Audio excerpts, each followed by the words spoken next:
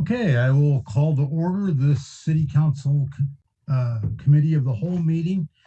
Before I ask the clerk to call the roll, I just want to let the public know that the public hearing involving the Prairie Winds annexation agreement has been canceled. If the members of the public would still like to comment about the Prairie Winds uh, agreement, you can do so during public comment during this meeting. So with that, will the clerk please call the roll? Okay, Ms. Wu, Mr. Evans, Here. Ms. Hersey, Here. Ms. Colasetti, Here. Ms. Bishop, Here. Ms. Wilkin, Here. Mr. Quisenberry, Here. Mayor Marlin. Here.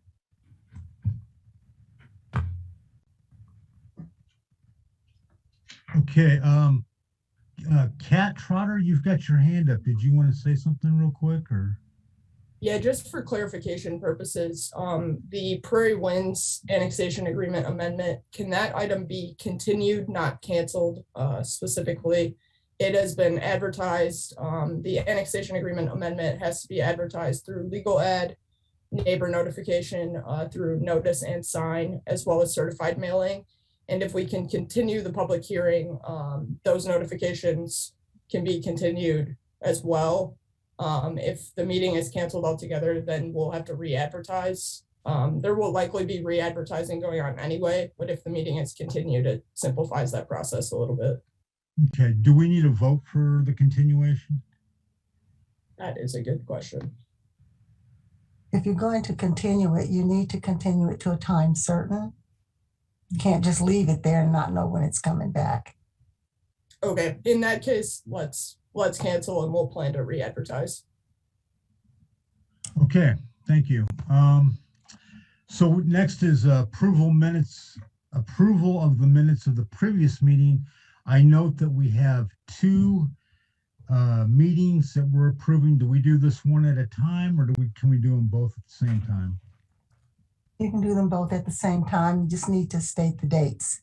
Okay, so we need a motion to approve the minutes for May 17th, 2021 and September 7th, 2021. Move to approve the minutes. Okay, second? A second. All right, thank you, Chandra. Could the clerk please call the roll? Oops, I have a question discussion thing. Okay, Grace, go ahead. Thank you. I was just wondering why we're getting these now, and I don't know, they look a little different, and I was just wondering, I thought this was like incorrect when it was in my packet, so I was just wondering if you could explain a little bit more about what this is and why it's here now.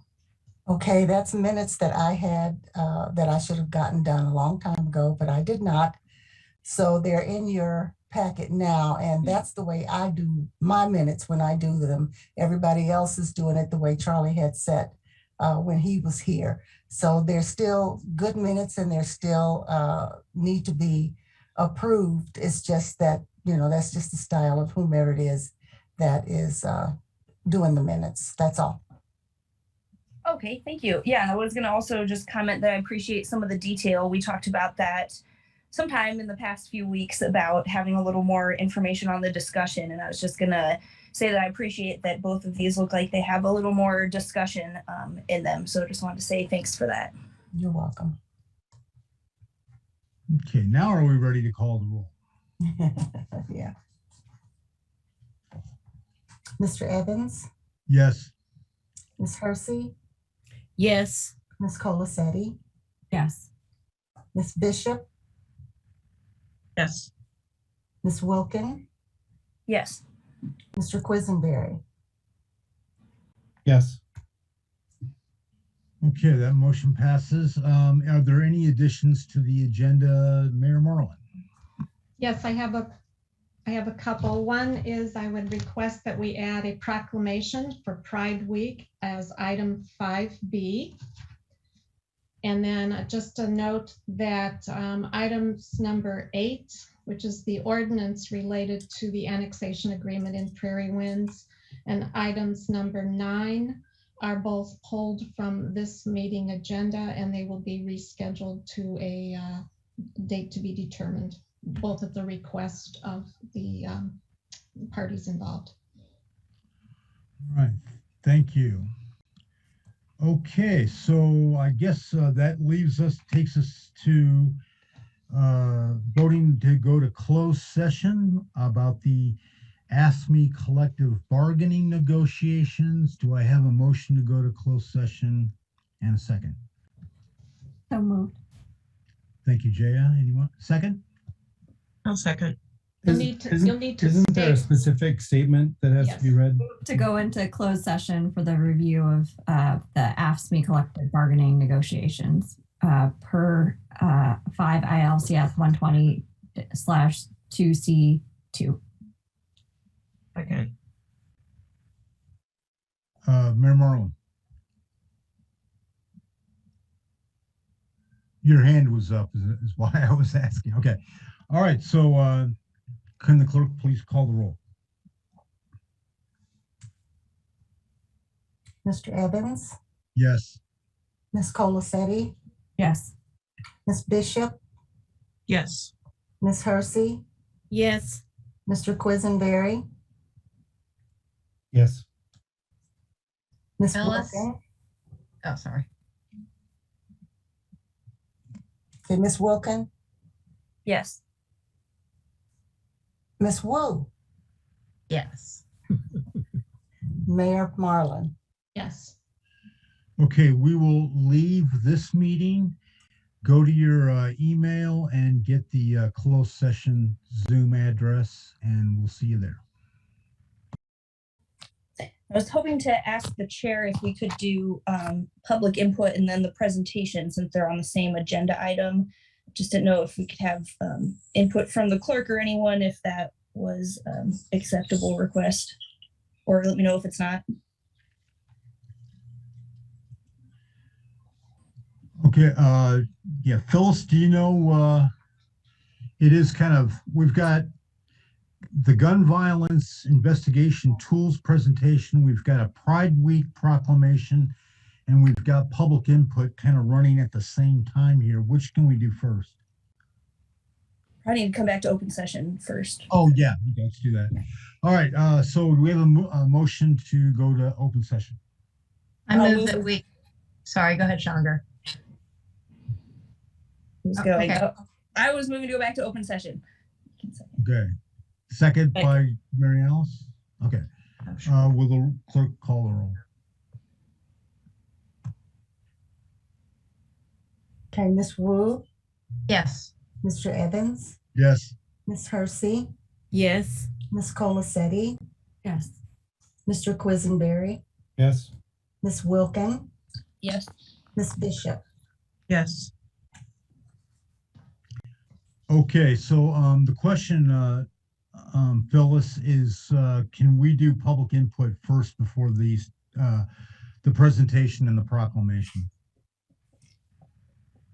Yeah, you can if you want to, but you need to see how long it's going to make your staff have to stay here to go through all of the public input, and how do they know that through the presentation there might be something that could answer their question if they went through the presentation first. But it's you guys meeting, and if you choose to let the public speak first, then that's your choice. How do we resolve, do we make a motion to have public input first and then have a vote on it? You can call it. You're the chair. That's true. Okay. Do I have a motion to do public input first? Be honest, you don't need a motion. You can just call for it. Oh, I can just call for it. Okay. Yes. Okay. Well, Grace, I was thinking we'd knock out the presentation and the proclamation real quick, but what do you think? I see the rationale for both and letting the public ask questions after the presentation if they have any. But I do know we had some people who were expecting to speak, and we've been in closed session for a while. I'm not sure how long the presentation will go or public input. So sorry to put you in that decision now, but I see both ways. I just think, we don't want to keep staff waiting, and we also don't want to keep the public waiting, and we don't know how long the presentation is either. Sharice? I suggest we do the presentations and such first, in the event that some of the questions may be very well answered. And if there are questions, the public is free to ask afterwards, after those, if they still need to. I don't see a problem with that. We're all here in the meeting. So. Anybody else want to make a comment? James? Okay. All right, well, I'm going to just make a decision here, folks. I'd like to do the presentations and the proclamation first, Grace. So with that, there is a gun violence investigation tools presentation. And Carol Mitten, did you want to introduce this? Actually, the mayor is going to go first. Okay. I'll introduce and then turn it over to staff. Thank you, Chair. So I wanted to state categorically, we have a gun violence crisis in Urbana-Champaign. Over the past few years, there's been a significant increase in shootings, injuries, and deaths associated with gun violence. We have more powerful weapons on the street. They're capable of firing more bullets in a shorter period of time. Some people recently have been willing to shoot indiscriminately into homes, into cars, into public gatherings. Shots have been fired in parking lots and on the streets, basically endangering innocent people and traumatizing entire neighborhoods. I recognize and celebrate the many individuals and organizations who have joined with the cities to address community violence in many different ways. And we all know that the long-term solutions have to focus on root causes, and there are many people working on that already. And we'll hear from First Followers later tonight, and I appreciate their efforts in that regard as well. But right now, we also have to focus on short-term steps to address this emergency. And it is an emergency. And I think we have to explore every reasonable tool in the short term that can help disrupt this escalating pattern of retaliatory shootings. So we're going to need assistance from state and federal partners to do things like reduce illegal gun trafficking, sale of aftermarket devices that people are using to convert pistols to fire like machine guns. We need to strategically deploy new technology that will help us identify shooters and solve crimes. And that's what you're going to hear about later tonight. We remember a couple of months ago, we received petitions signed by hundreds of residents in the Dr. Ellis subdivision and beyond, asking us for cameras to be placed in their neighborhood. That's another type of technology that people are employing. And we also are going to need help in the investigations. Our detectives, our patrol officers are just buried under the burden of trying to resolve these crimes. So what you have tonight is a presentation on automatic license plate readers, or LPRs. I strongly believe that adding this technology to our toolbox can help us identify shooters and solve some of these crimes. Is it going to end all gun violence? No, there's no one thing that will end gun violence in our community. But based on the experience of other communities using LPRs, I believe that this type of technology can help bring justice to families that have been devastated by violence. It's going to help us identify people involved in the shootings, as well as in other crimes, and it will help us hold them accountable for the damage that they're causing. And this is one step toward restoring peace to our neighborhoods, and I believe that's our responsibility as well. So I'll turn this over to Carol Mitten. She'll be joined by Chief Serafin and I believe Deputy Chief Searles from the Police Department, and then Dan Murdoch from Flock Safety. Thanks.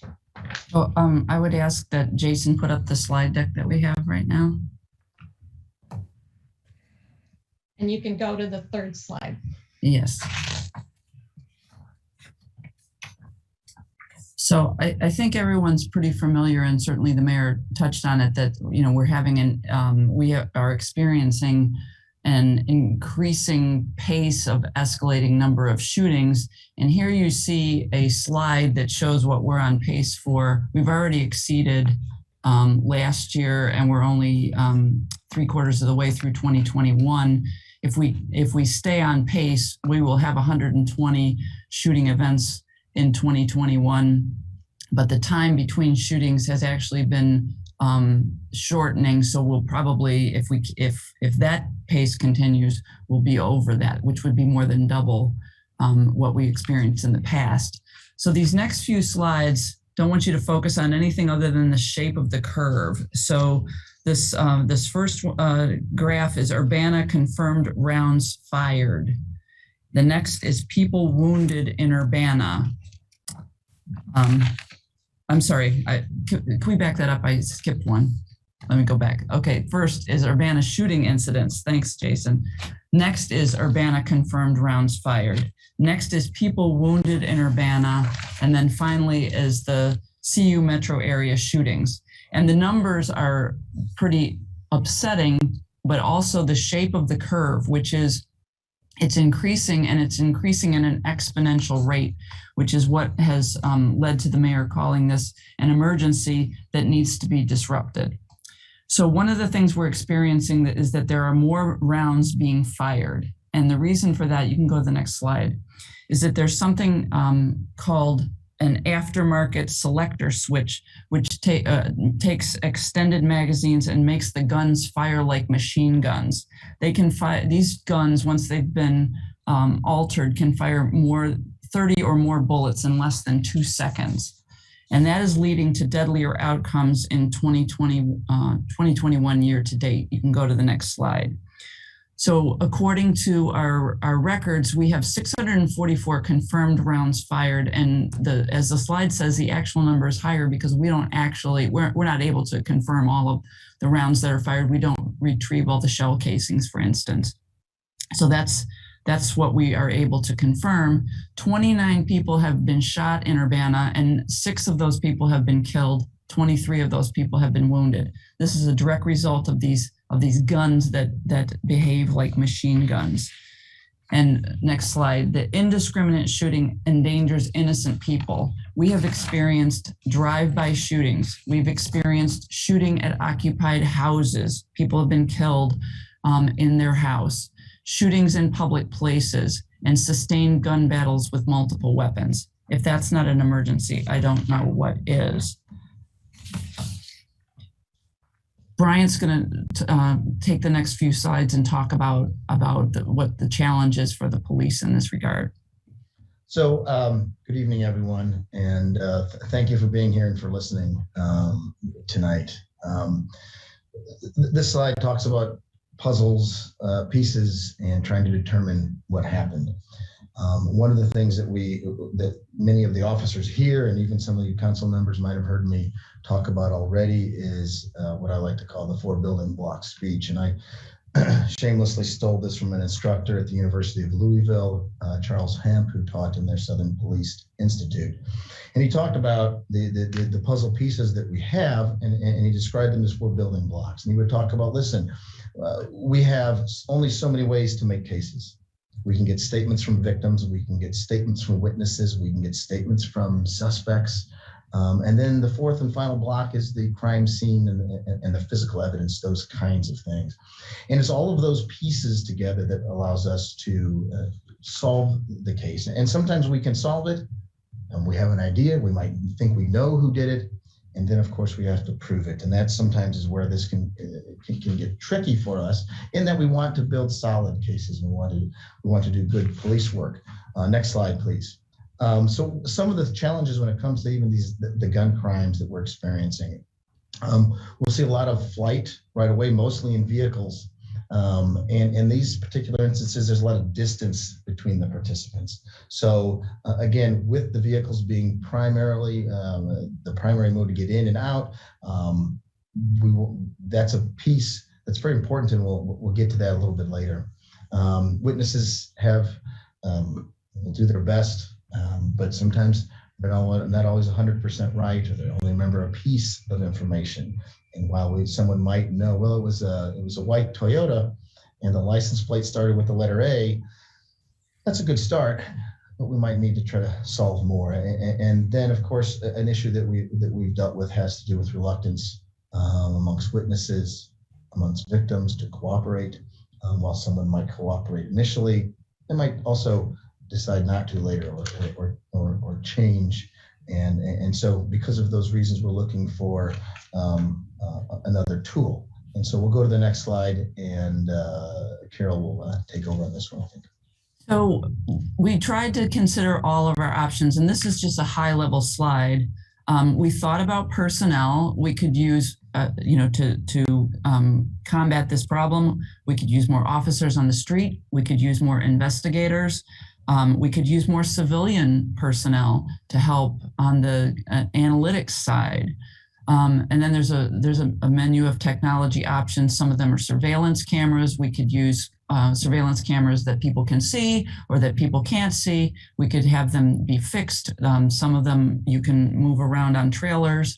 Automatic license plate readers that we're going to be talking more about in a minute is an option. And then there's a whole variety of different strategies that revolve around intelligence-led policing programs and software.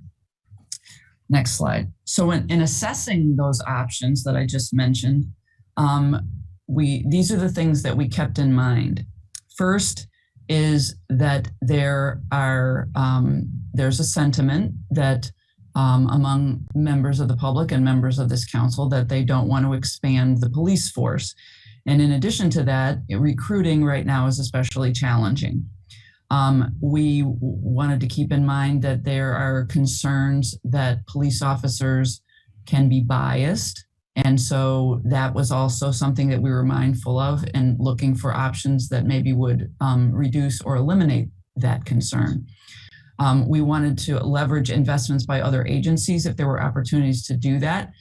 Because this is an emergency and we need to disrupt behaviors now, we wanted something that had a certain speed of being implemented, and we also wanted something that was effective. So, the mayor mentioned that we had heard from Sharice and Linda Turnbull and the folks from Dr. Ellis that they were very interested in surveillance cameras.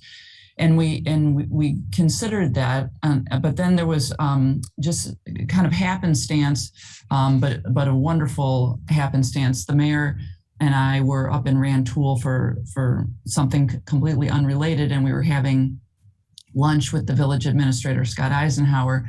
And he told us about a tool that they have used to great effect, and you'll hear a specific episode about that will relate to you in a few minutes. But that led to us thinking about very seriously about automatic license plate readers. And Bryant's going to explain to you before we give you describe this particular episode that happened in Rantoul. He's going to explain to you what exactly we're talking about. Thank you. When we heard from the community earlier this, I guess, summer, maybe late spring, with regards to cameras, and there was some discussion about we could put cameras here and other cameras and things that would tilt or pan or zoom. And one of the things that I want to make clear when it comes to LPRs is you might hear them called cameras. It's a license plate reader, and I guess the lingo is LPR. Those are taking quick snapshots that will in real time parse out the data from the license plate and actually run that plate. And there'll be enough of the back end, usually of the vehicle, that you could even articulate the make and the model and the color. This is an automatic process. So that, and I think that's on the slide here, that this is the automatic license plate reader. It will capture this information, and then it will run it and compare it against the database the Illinois, with the Secretary of State and those and other different hot files. And we'll go into that in a little bit. But there's not human involvement There's no, these are just, it's automatically done wherever these cameras are set. And that capture and that checking and then that dissemination of the information is done within a matter of a few seconds. And as you can see here on the next slide, because Jason is that good, we'll get the state, the type, the temporary plates, vehicle make, model, and color. And a matter of fact, I think the next slide, you'll see just sort of a quick example of what we're talking about. That's sort of what you would see as an image capture from the LPR. Back end of the vehicle, including then obviously the color and the color, the make, and the model. Jason, let's move forward to the installation types. Sometimes we wanted to show simply what they are.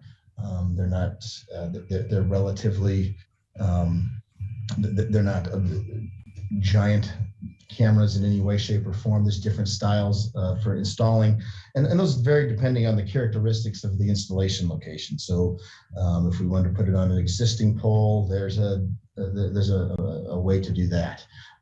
There's a couple of ways. We can hardwire the electric. They can use solar. As a matter of fact, the last photo on your left is a commercial pole from the company Flock, and that one's done with the solar as well. Power, and then of course it's cellular technology. LTE is what it uses to transmit, and so there aren't wires and cords or those kinds of things. Next slide, please. One of the things when it comes to how will we use this information, and that's one of the biggest questions. And essentially, it's before or after. So there will be a hot list of plates that can be tagged. So for instance, amber alerts with missing children. There's also silver alerts for missing elderly. The National Center for Missing and Exploited Children, we could have that tied in. Stolen vehicles that were wanted in a shooting. Somebody that had committed a hit and run, and we knew that, hey, this particular car was involved in the hit and run, and we can't find it. We can put that into the hot list. And if that car were to drive by one of those particular cameras or LPRs, we would be notified. The officers would be notified. The other way is after. And so in the example that I gave earlier, if we had a Toyota we were looking for and we only had the first letter of the license plate, we could search for suspect vehicles after an event to see, okay, can we see over the last week all of the white Toyotas whose license plates start with A? And those are the kinds of tools that the types of things that we could do. Next slide, please.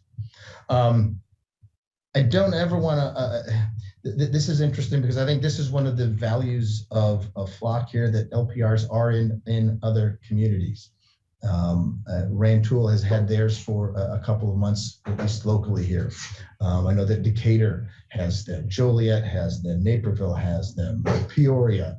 And so those are the kinds of networking, and we talk about leveraging that we can do with this. And there's another slide later with a little more of a local flair with regards to the community. So we'll get to that when we cover it. But beyond even this broad section of the state of Illinois, we'll go in a little bit more about the detail about what's actually happening here in Champaign County with these same efforts.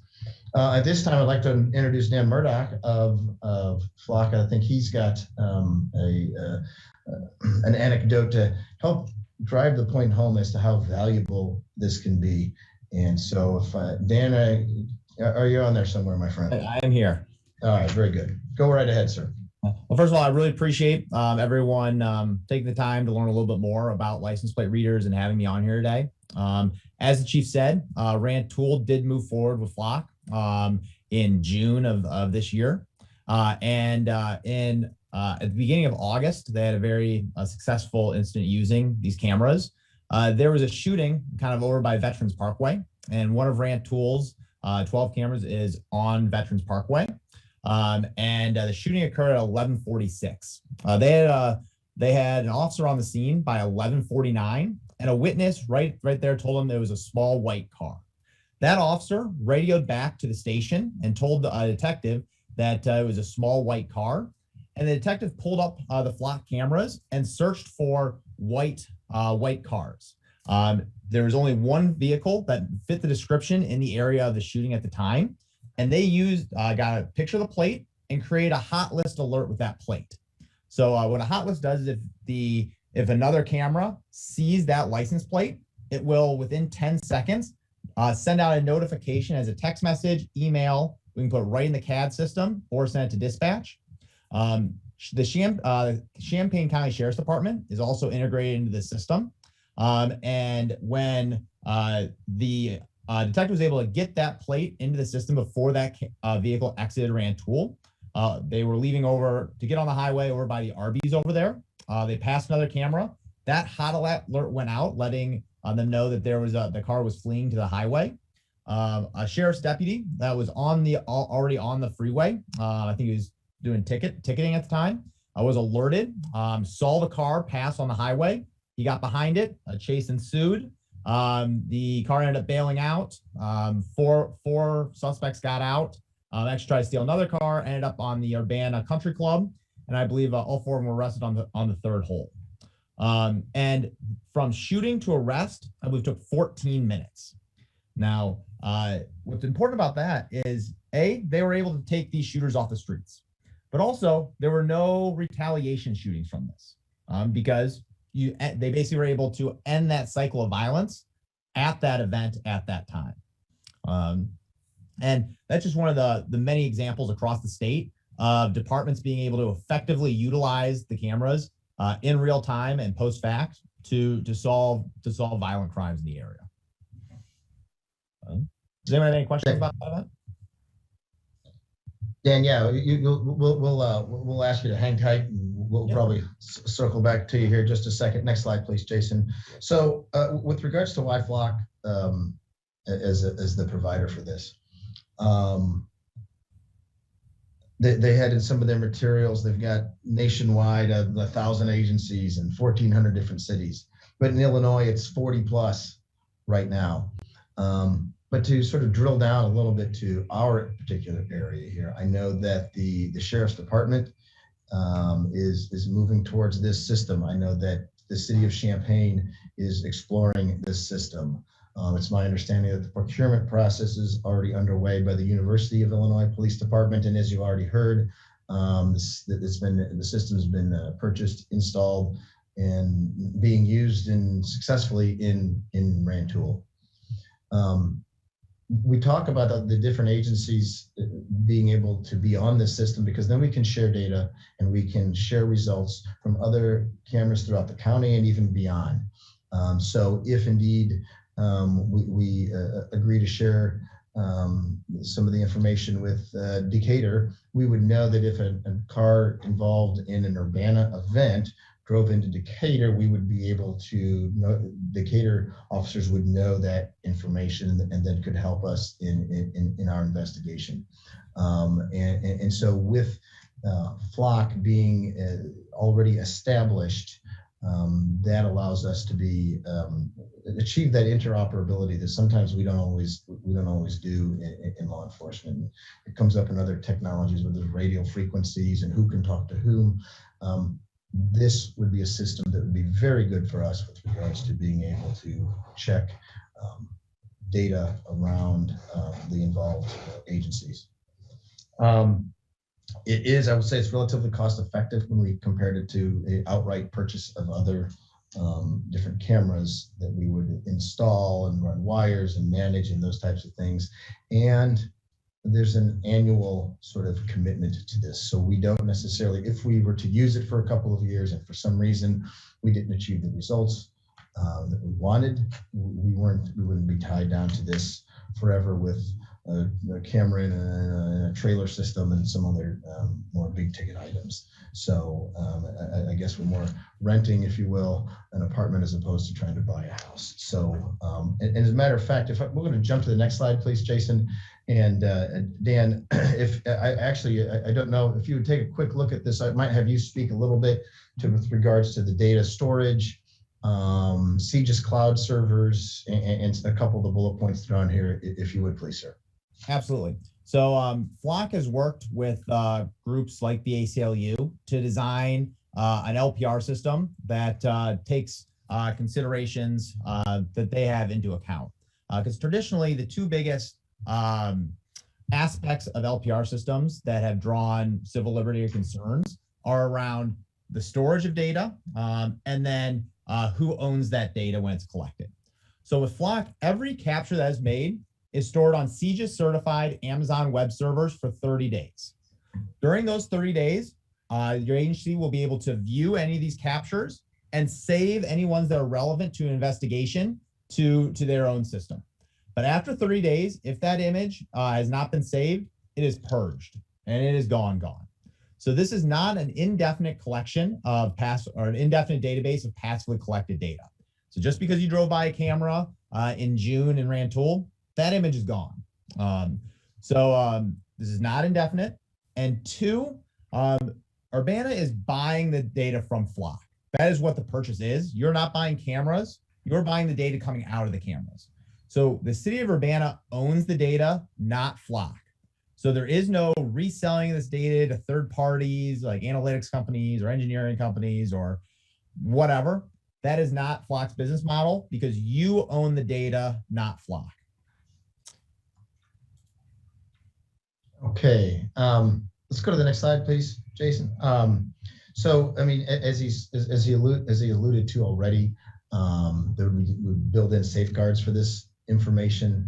It would be classified as for official use only. We would restrict and audit queries of LPR. So there's an audit trail of who had access to and was using the information, similar to other inquiries officers make now with regards to Secretary of State registration, driver's licenses, those types of queries. There's special training that officers have to go through before using this. The other thing I wanted to make sure is, and you'll see this, is the verification of the hit before action taken by an officer. So in other words, let's say the LPR were to see, hey, this is license plate ABC123, and it's really ABD123. The officers have to verify that indeed there's not a mistake or there's not any sort of error that might be read by the machine before taking any enforcement action. And then, as Dan's already said, the data is purged after 30 days unless needed for court. So right now, the discussion, as you can see by this slide, how much do they cost? How many do we need? Right now, the renting, if you will, the buying of the data is $2,500 per unit per year. There's an initial installation fee, and then if after 6 months we decide we need to move it, it would be a $250 fee to move that. What I'll say right now with regards to how many is that's a work in progress. We've been exchanging some heat maps and looking at shooting locations, and we are trying to zone in on what we think might be the best way to utilize this resource, and then where we put that initial deployment. Flock Safety has staff members who have been helping with this. That's an ongoing process right now. Next slide, please. And the next slide actually speaks a little bit to this, the violent crime data, where areas are we going to be at. And the cameras, and again, like I said, they can be shifted. So if we put 1 or 2 or 10 in a particular spot, and these cameras 4 and 7 aren't being very useful, well, let's move them to where they can be more useful. So Carol, I think we're getting toward the end here, and I think there's another slide for you. Yes, thank you. So the council's decision point will be a budget amendment that will be proposed, I think, in 2 weeks. The item, we have a number of accounts that we typically, once we close the previous fiscal year, we will roll money forward in certain accounts. And there is an account in the police department budget that is such an account. And our desire is to roll last year's money forward and use some or all of that and some or all of this year's money to do the initial procurement associated with getting these automatic license plate readers. So that's when you'll see it as a decision point. So that was our presentation for tonight, and we're happy to answer any questions.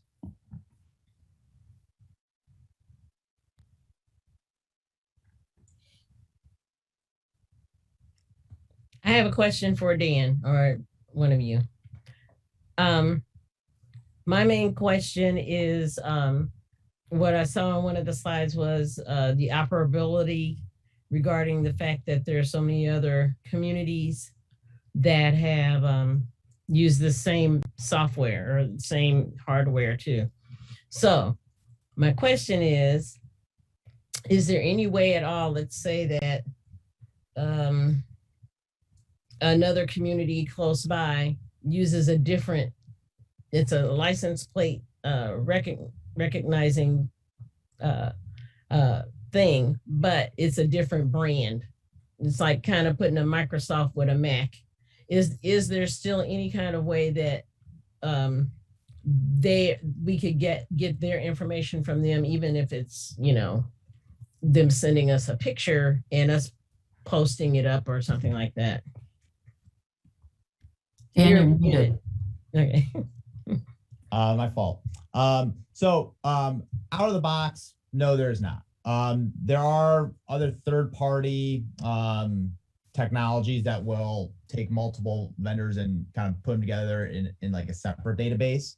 But kind of like you said, they're just different operating systems that don't necessarily, I mean, they're doing different things. So what Flock does our reads is using motion capture and then machine learning.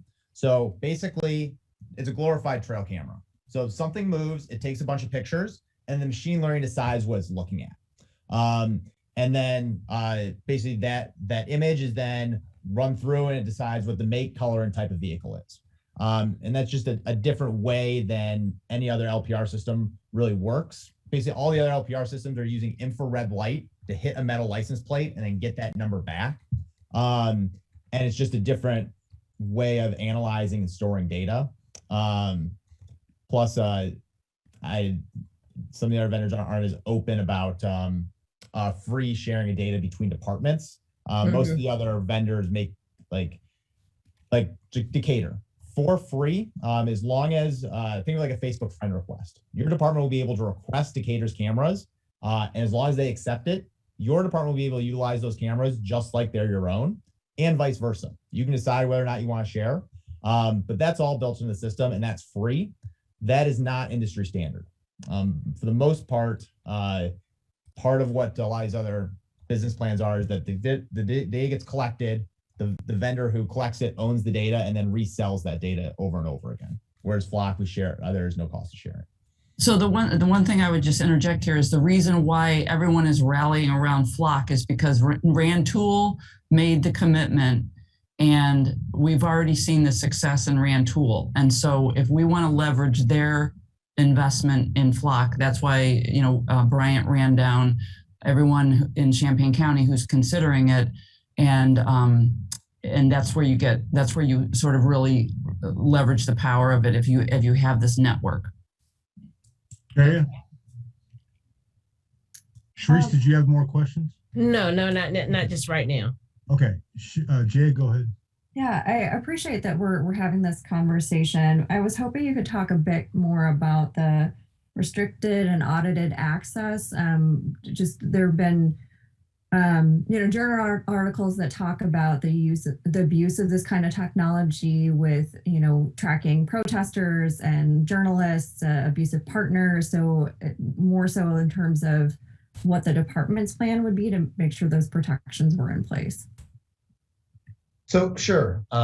When it comes to these things, we already have access to a variety of different databases. And so whether that is, again, Secretary of State records, specifically with regards to registration plates for cars, and driver's license, those types of things, we get we have an audit report that we will get from the Secretary of State. And with regards to this is going to be fairly new to know exactly how that will ultimately work with regards to this system. So I can't exactly answer this, but we'll have certain key protections like login names and passwords and whatnot. And then also we'll have that information already recorded as well. So those types of things, we recognize that. We anticipated it, so we'll be working with Flock. We've also looked at a couple other different ways of doing things, how other agencies have done this. So that is a work in progress. But clearly, there will be logins, passwords, and then we'll be able to see where folks are spending their time and resources. Grace?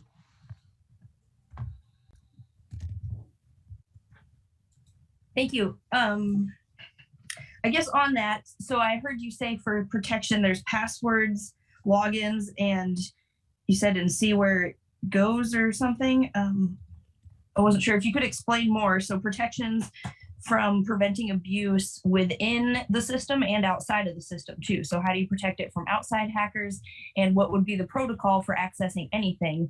Because it sounds like, this is not just certain images or certain license plates it's capturing, it's taking photos out in public. And it sounds like there's access for anyone with login to access any of it. So I'm wondering, what are the internal and external protections outside of passwords and logins? So there'll be, like I said, there'll be the audits that we can go with the audits with regards to, and so I'll just say that, and then I might actually throw it to Dan if he has some thoughts and maybe perhaps what some of the other agencies are doing with regards to some of these concerns. Yeah. So first of all, every capture is stored on CGIS certified Amazon web servers, that is the highest level that on the Amazon cloud from a storage perspective. So we are your data is going into the highest protection that Amazon provides from a hacker perspective. At Flock, every single employee has does double authentication anytime they log into anything. I know because every time I turn on my computer, I got to do it. So we talk about it internally constantly that is the biggest threat to our business is us being hacked and having a very bad public relations story around it. So internally, we are very, very focused on that point.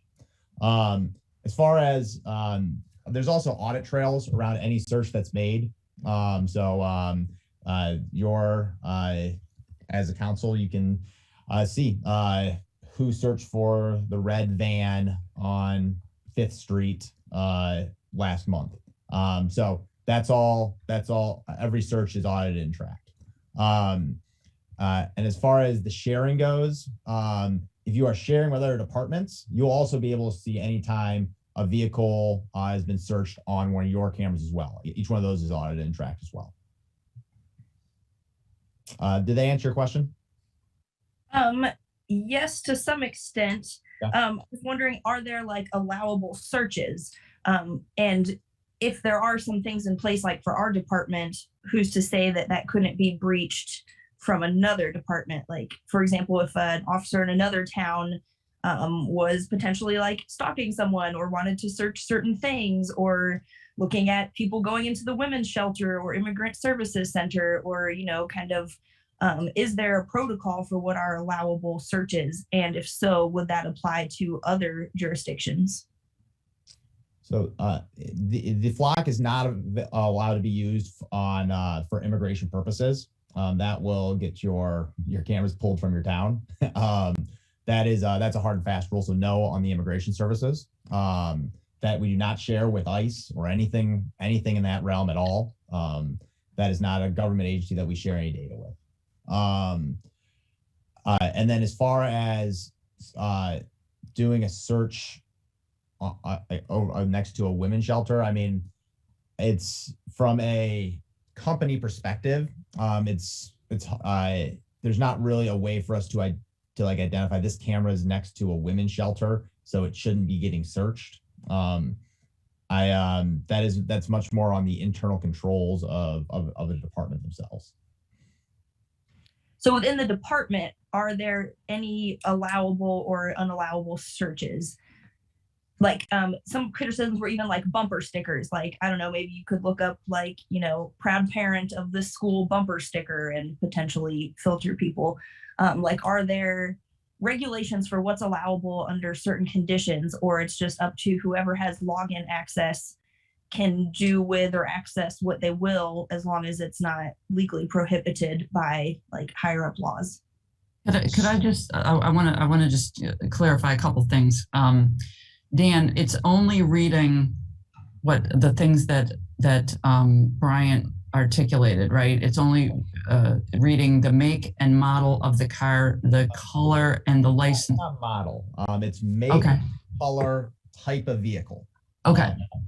So those are the things. Those are the filterable items. Okay. On there.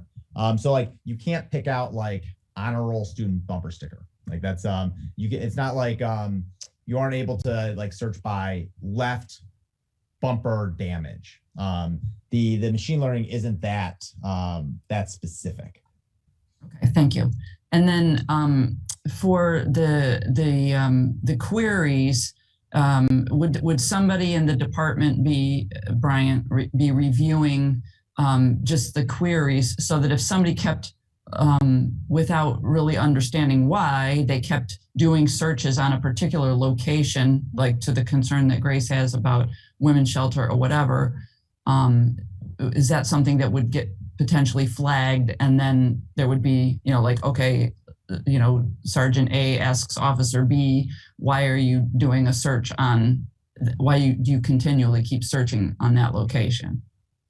So the answer to that is yes, that can be done. I want to jump back real fast too with regards to the mobile data computers at the terminals in the car. Those two have dual factor authentication on them, and ultimately as all of these things, and this isn't necessarily new. With regards to that's why I kind of was using the Secretary of State's with the database that we use there. This is for official use only. This isn't to check on ex-girlfriends and those kinds of things. So we do have those policy decisions, those orders in place. One other thing on that, any search that's run, you guys, there's a setting that can be put in place where you put the reason for the search. So you're also would be able to search by that. And it would be very easy to pull up a person's record of their searches and be able to see any distinct pattern very, very quickly. Mary Alice? Thank you. I started off with 3 questions, but my list has kind of gotten long, so I'll try and make these really quick. Carol and Bryant, this question is for you guys. If you've identified a certain amount of funds that you think would be necessary for the purchase and the installation, does that give us a maximum number of potential purchase, a maximum number that we can purchase? I think we're still very much in the phase of that we have the flexibility to sort of right size this for Urbana without going crazy.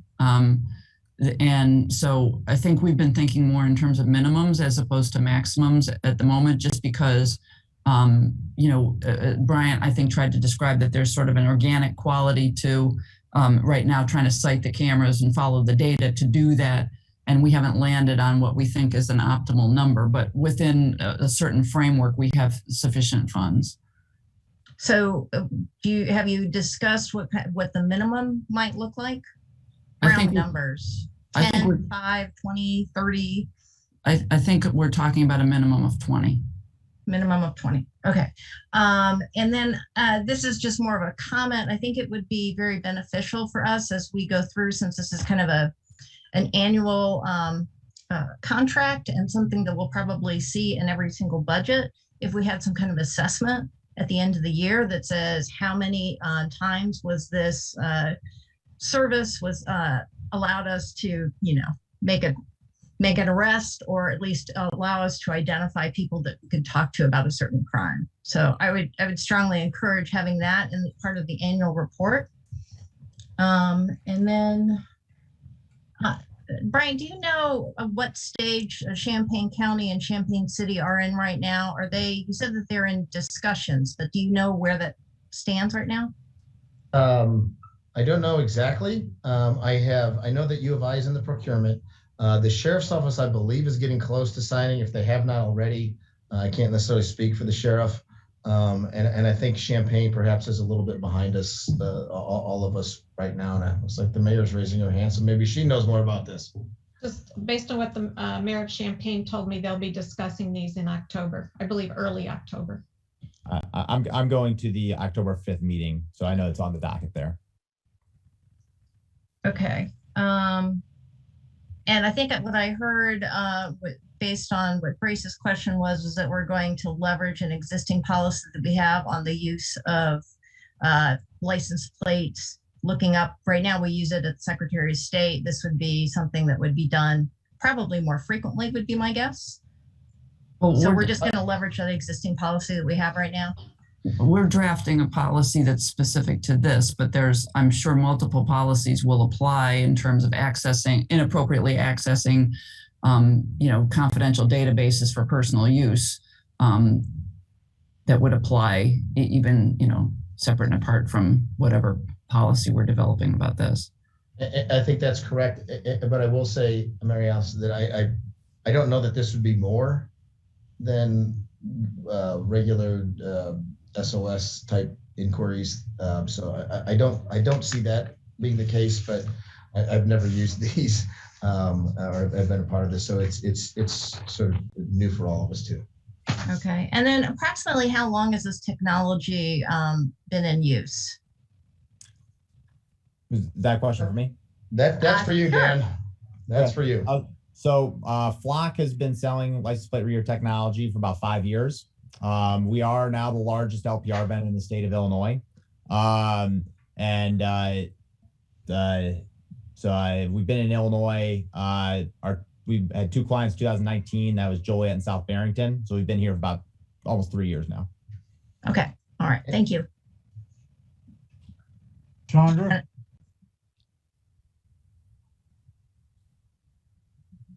Hi. Okay. So a few clarification questions. So this machine will capture every license plate that passes. Correct. Anytime a vehicle moves by the cameras, it'll take a picture and then run that plate. Okay. And so then when it quote unquote runs the plate, what information comes up?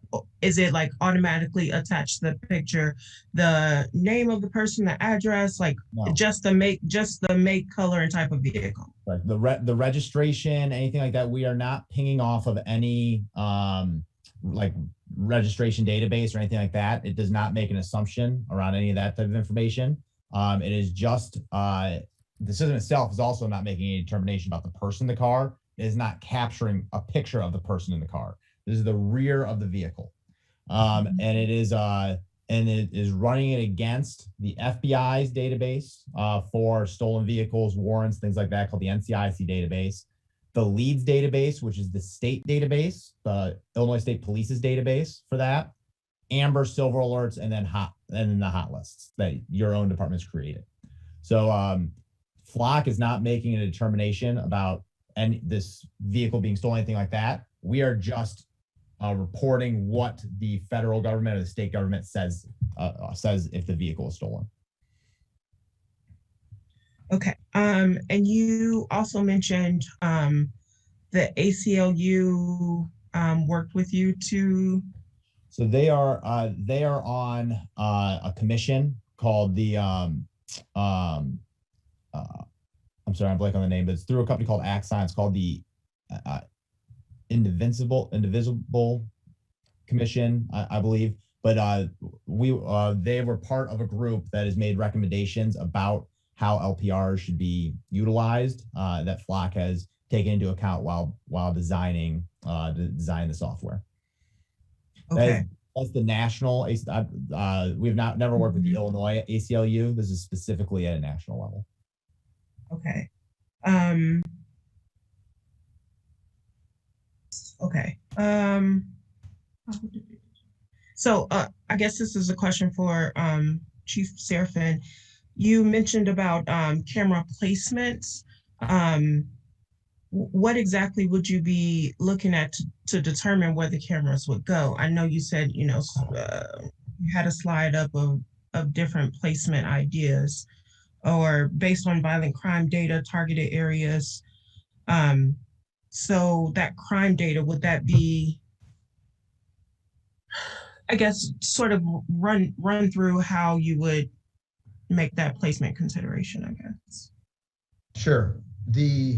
I want to remember where we started the presentation tonight. This is about gun violence in our community. Right. And so what we identified with Melissa Hendrian's help, half a dozen different crime codes. We used carjackings and armed robberies and those kinds of things. In addition, then we've also used then all of our shots fired incidents as well. And some of those involve injuries, some of those involve property damage, some of those involve death, and some might simply just be shots fired calls. And so those are the big things. We're looking for violent crime events and where are those happening and the frequency of those. And that's where we want to try to focus the efforts here with the LPRs. Okay. So maybe a question for Dan. Has there been any thought about Fourth Amendment implications with this?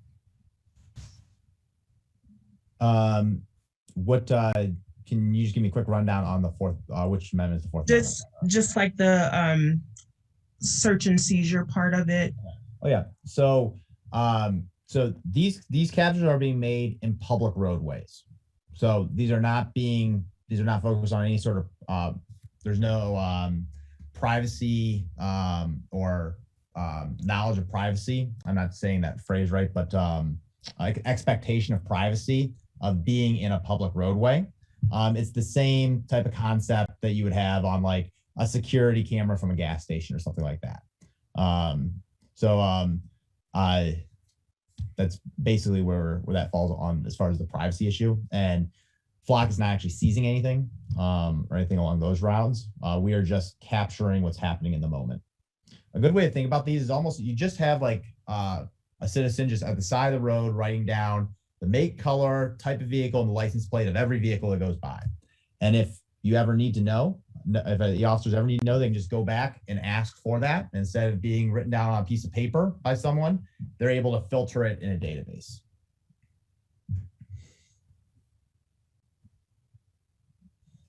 Okay, I'm done. Thank you. James? All right. So just a couple of things. Back to Dan, you talked about the things that it checks against. The hot list for license plate and various law enforcement lists of vehicles.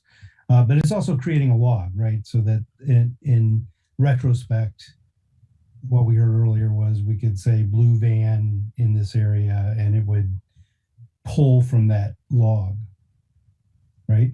So what is the retention timeline with Flock? 30 days. 30 days? After 30 days, if that image has not been saved onto your own department's servers or wherever you're storing the data, that image is purged and it's gone. Away. Okay. It's gone. Like the FBI can't even get to it. And is it a simple matter? And maybe we should have had Sanford here tonight, but is it a simple matter for local jurisdictions to keep that information longer term if they want to? So that if an elected body votes on extending it beyond 30 days, physically can do it. There is an additional cost to it, but the Illinois Secretary of State has recommended that 30 days is an appropriate retention period. And there is only one jurisdiction in the state that has a longer retention period. And am I recalling correctly that there is a state law that governs LPR and its use? Is that related to that? No, that is just their opinion. Because at one time I know there was pending legislation that all died. Privacy concerns, so that is not currently moving forward. That's all. LPRs were specifically stripped out of the police bill that came through earlier this year. Okay. Flock doesn't have boots on the ground, Springfield, so to speak. So it's we weren't really involved in any way. We've never been involved in any Illinois legislation around LPRs. Okay. And so I guess what I'm going to add here is that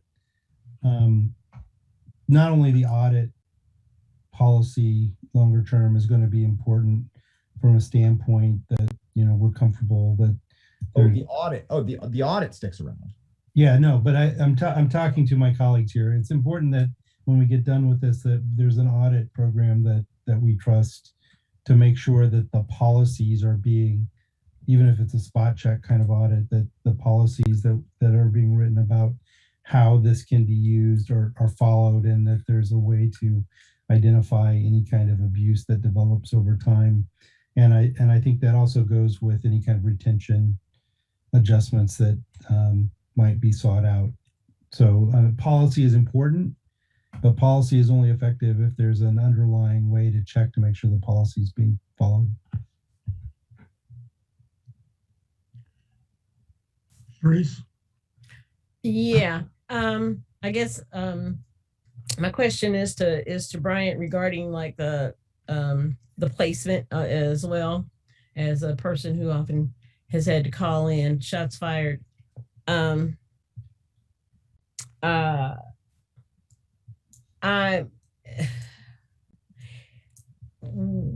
happens? Let's say that Champaign doesn't do, you know, because I live right on the borderline there. What happens if Champaign, for example, does not come up to to also get Flock? And as I've said before, I know that there are a lot of because Ellis subdivision in particularly, but also a lot of the west part of Ward 3 borders Champaign in so many ways, Bradley and Wright Street and all of these different ways. So if Champaign does not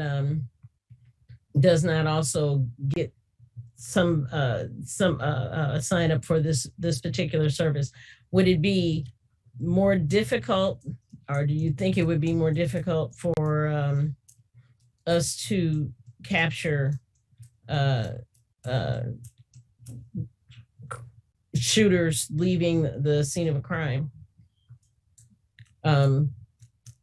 Well, I think my recommendation would be that as we explore this and using our crime heat maps and whatnot, we would also be coordinating with whether it's the county, whether it's U of I, whether it's the city of Champaign, where exactly you're putting those, how can we maximize our coverage amongst all of us? So that would be my goal. I suppose if Champaign ultimately said, no, we're not doing this, that might have a little bit of impact perhaps.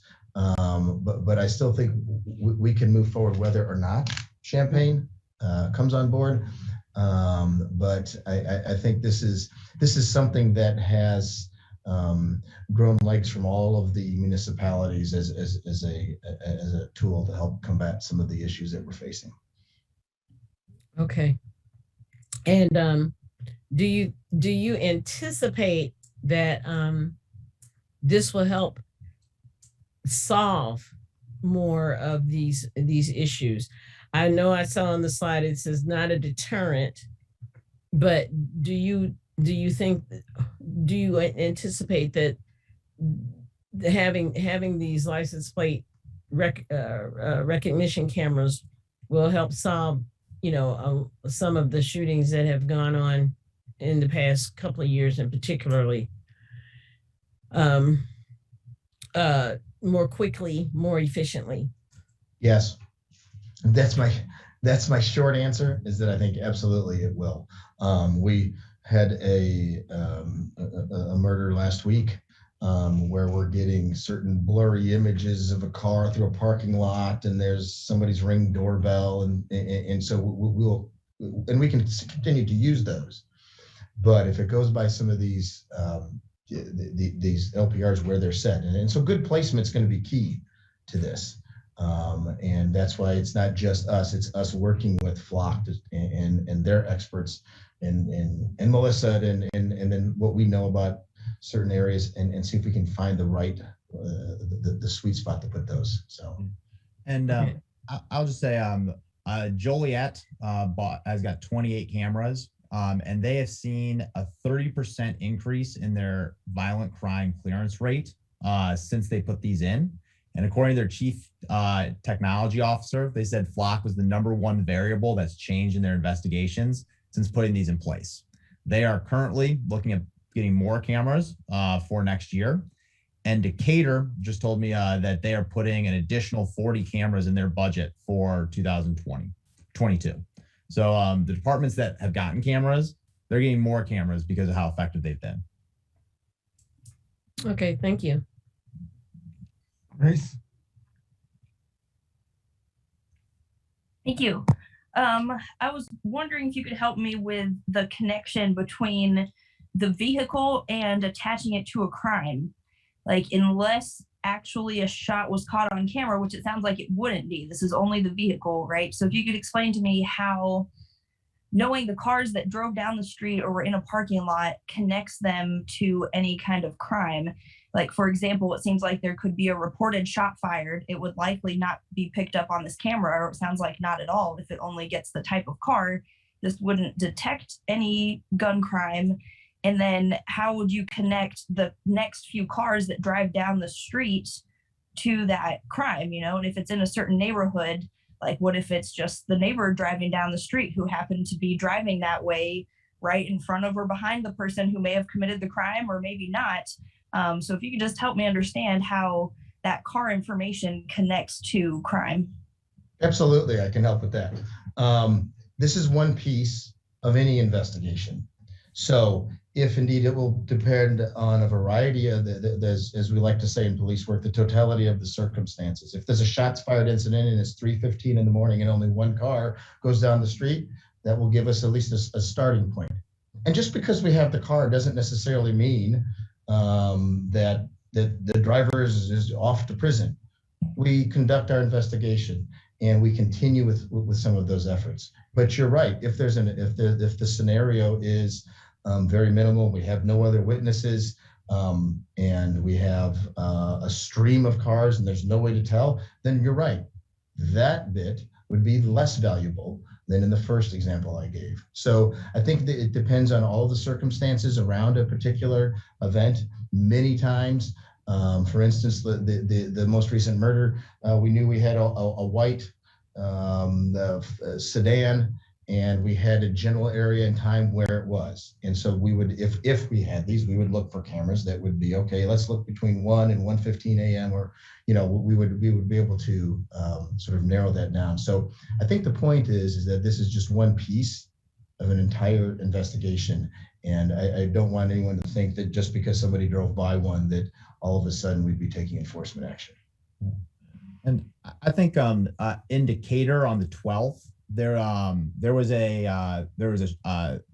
guy was kind of in a gas station, and there were shots fired, and they had a gas station video of a guy running to his car, pulling out a handgun, taking shots, and then jumping back in. But it was kind of grainy. They did have an LPR at the end of the street where they were able to time up the video of the white car leaving to the white car passing the LPR. And we're able to identify the vehicle that the person was in, and then who it was registered, and that was basically the lead in their investigation. So this is definitely not like a silver bullet that's going to solve every crime no matter what, but it's using the context and the other evidence that the police have and adding this in their tool belt. Therese? Yeah, I just want to add to something that Dan and Bryant was saying as well. So, you know, to put a kind of a picture in Grace's mind, somebody calls in a shots fired and they can't, it's 3 a.m. and they're looking out the window because any smart person that hears shots fired is not going to put their head up too far. And they see a car racing from the area. Now, the shots fired could just basically be that somebody shot up in the air, which is also illegal in the municipality. But somebody could have been wounded. And this car they see is running stop signs going toward a hospital. So you may not only be able to capture or get information regarding that particular incident, but you might actually even be able to find that someone was wounded and run, you know, rather than waiting for an ambulance, run to a hospital or something. And that can also be useful. And so, you know, there's so many hypotheticals that a person could think of how it could actually be harmful, but it can not only be harmful, it could also be helpful in the sense that if there's an abducted child, a lot of times when we see Amber Alerts, what we see is the license plate. You know, they have those big signs on the highway that'll have the make and the model of the car and the license plate number. So these are things, this is something that I think could be helpful in other ways as well. And no, it's not the like Dan said, it's not the silver bullet, but it is, one could say, part of the arsenal of trying to solve a lot of these gun violence crimes and possibly others. So I think that needs to be taken in consideration as well, and not just the aspects of what else could go wrong. Anything can go wrong. You know, you just want, I'm looking for something that's going to be helpful in solving a crime of someone being shot, like the lady whose house got shot up on Goodwin Avenue.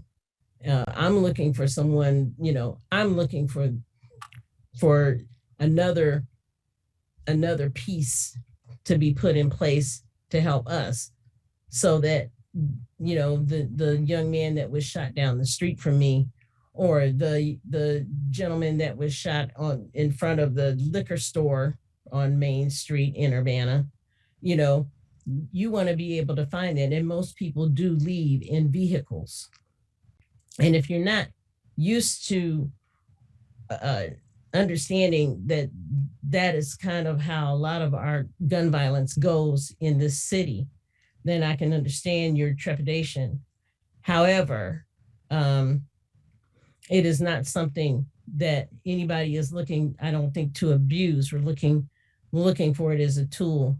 And it's just one of the many things that is already would be that, you know, that is already in place without trying to having to pay overtime, without having to put other people's lives in danger to get this information. So you want to know how cars can be used? Cars are used, yeah. And I would also just like to that departments, as they get used to these, can really start to use them it also in very effective, even preventative ways. In Harvey, which is it's a suburb just south of Chicago, they are seeing a lot of their shootings are stemming from social media beefs. And they have officers who are monitoring people who they know who have potential for violence, their social media.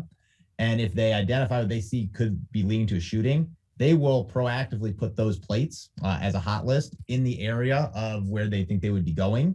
And if that vehicle turns up, they flood the area. So they actively try and prevent that next shooting, that reprisal shooting, and that ongoing cycle. We have intern trainings for our police departments on best practices and things that can be used in those type of manners as well. But leveraging how other departments have been effectively using this is definitely part of what Flock brings to the table as well. Chandra, you had your hand up earlier. Did you want to ask a question? Okay. Mary Alice, can you take the chair for a second? Yeah, absolutely. The chair recognizes Chris. Okay, thank you. Chief, you mentioned, and I think Dan just alluded to, these cameras would be used for other crimes, correct? So with regards to sure, I would, if we had a rape suspect that we were trying to find, I mean, we could use these for all sorts of different things. The driving force behind the acquisition, though, is clearly our current gun violence emergency. I understand that, but you would probably use it for only serious crimes, or just, I don't know. I mean, how do you define that? So I think so. I don't know that we'll be putting any hot lists. I've never known Urbana officers put a hot list in for a retail theft of two candy bars from the 7-Eleven gas station or anything like that. This would be, again, the driving force is behind is the gun event. While we try to solve all crimes, though, I don't see us. We have certain already rules that when we try to take how long we would take for when we take reports over the phones and some other things. So I think, yes, I recognize your point, Chris, which is, as far as what are we going to do it, when would we use this? And right now my goal is for the most egregious offenses. Okay. I think the public watching this is going to find it hard to believe that if you've got a license plate and a make and model of the car, how can you, and you're using the Secretary of State's database, how do you not get a name and address?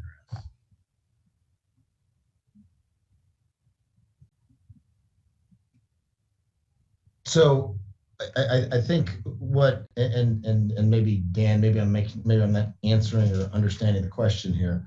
Yeah. So with the data, it would run, the plate gets run. We don't necessarily get that information unless it makes a hot list sort of flag, or we would search it later. So we would be able to ultimately get an address off that. Yes, that's correct. I don't know that and maybe what Dan was talking about, the registered owner isn't always the driver. We have many cases where girlfriends and boyfriends and sons and daughters and other people. So again, I want to make, this is just a piece in the investigation. Hey, we're looking for this particular car. Ah, there it is. Oh, that's grandma can, and then begin the taking of those statements, as I alluded to earlier. Yeah, so I understand. When Flock processes a read, we are not pulling from the DMV, which is where those type of records are stored. So like the read is not being associated to through that database or providing against a physical person or a physical registration. So we are not like tracking the movement of an individual person. That is not the way that the information is being, those aren't the databases that are being cross-referenced. Okay. Chief, do you know how to explain the July 4th shooting in Rantoul? You were able to find the person that did the shooting in Rantoul in Urbana. Is that something you're familiar with? July 4th. I don't know that I know the specific incident you're asking me about. At least not off the top of my head. I know the one that I think I do. Dan, is that the one? I don't know when the one you talked about. 7-year-old was shot. Was that the one with the 7-year-old? Yes. Truck? Yeah. So yeah, I believe that was again that was a, and I mean I hear a lot of stories. I might be crossing a couple of them up, but I believe that was there were two groups that were already kind of beefing, and the police had a general idea of who they thought it was. Okay. And then they were able to basically use the description of the suspect vehicle to place them in the area. And then so that they were able to use that, and then I think they got him to confess is I think what happened. But they used the information that they knew that he was there as part of their investigation. Okay, thanks. Last question.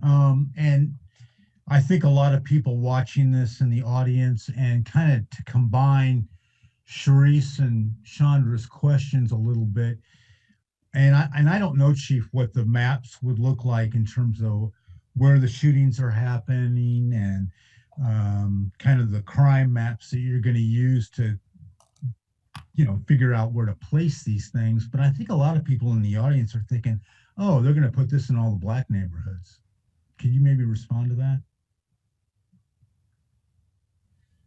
I'm going to put them, I want us to put them where the violence and the gun crimes are happening.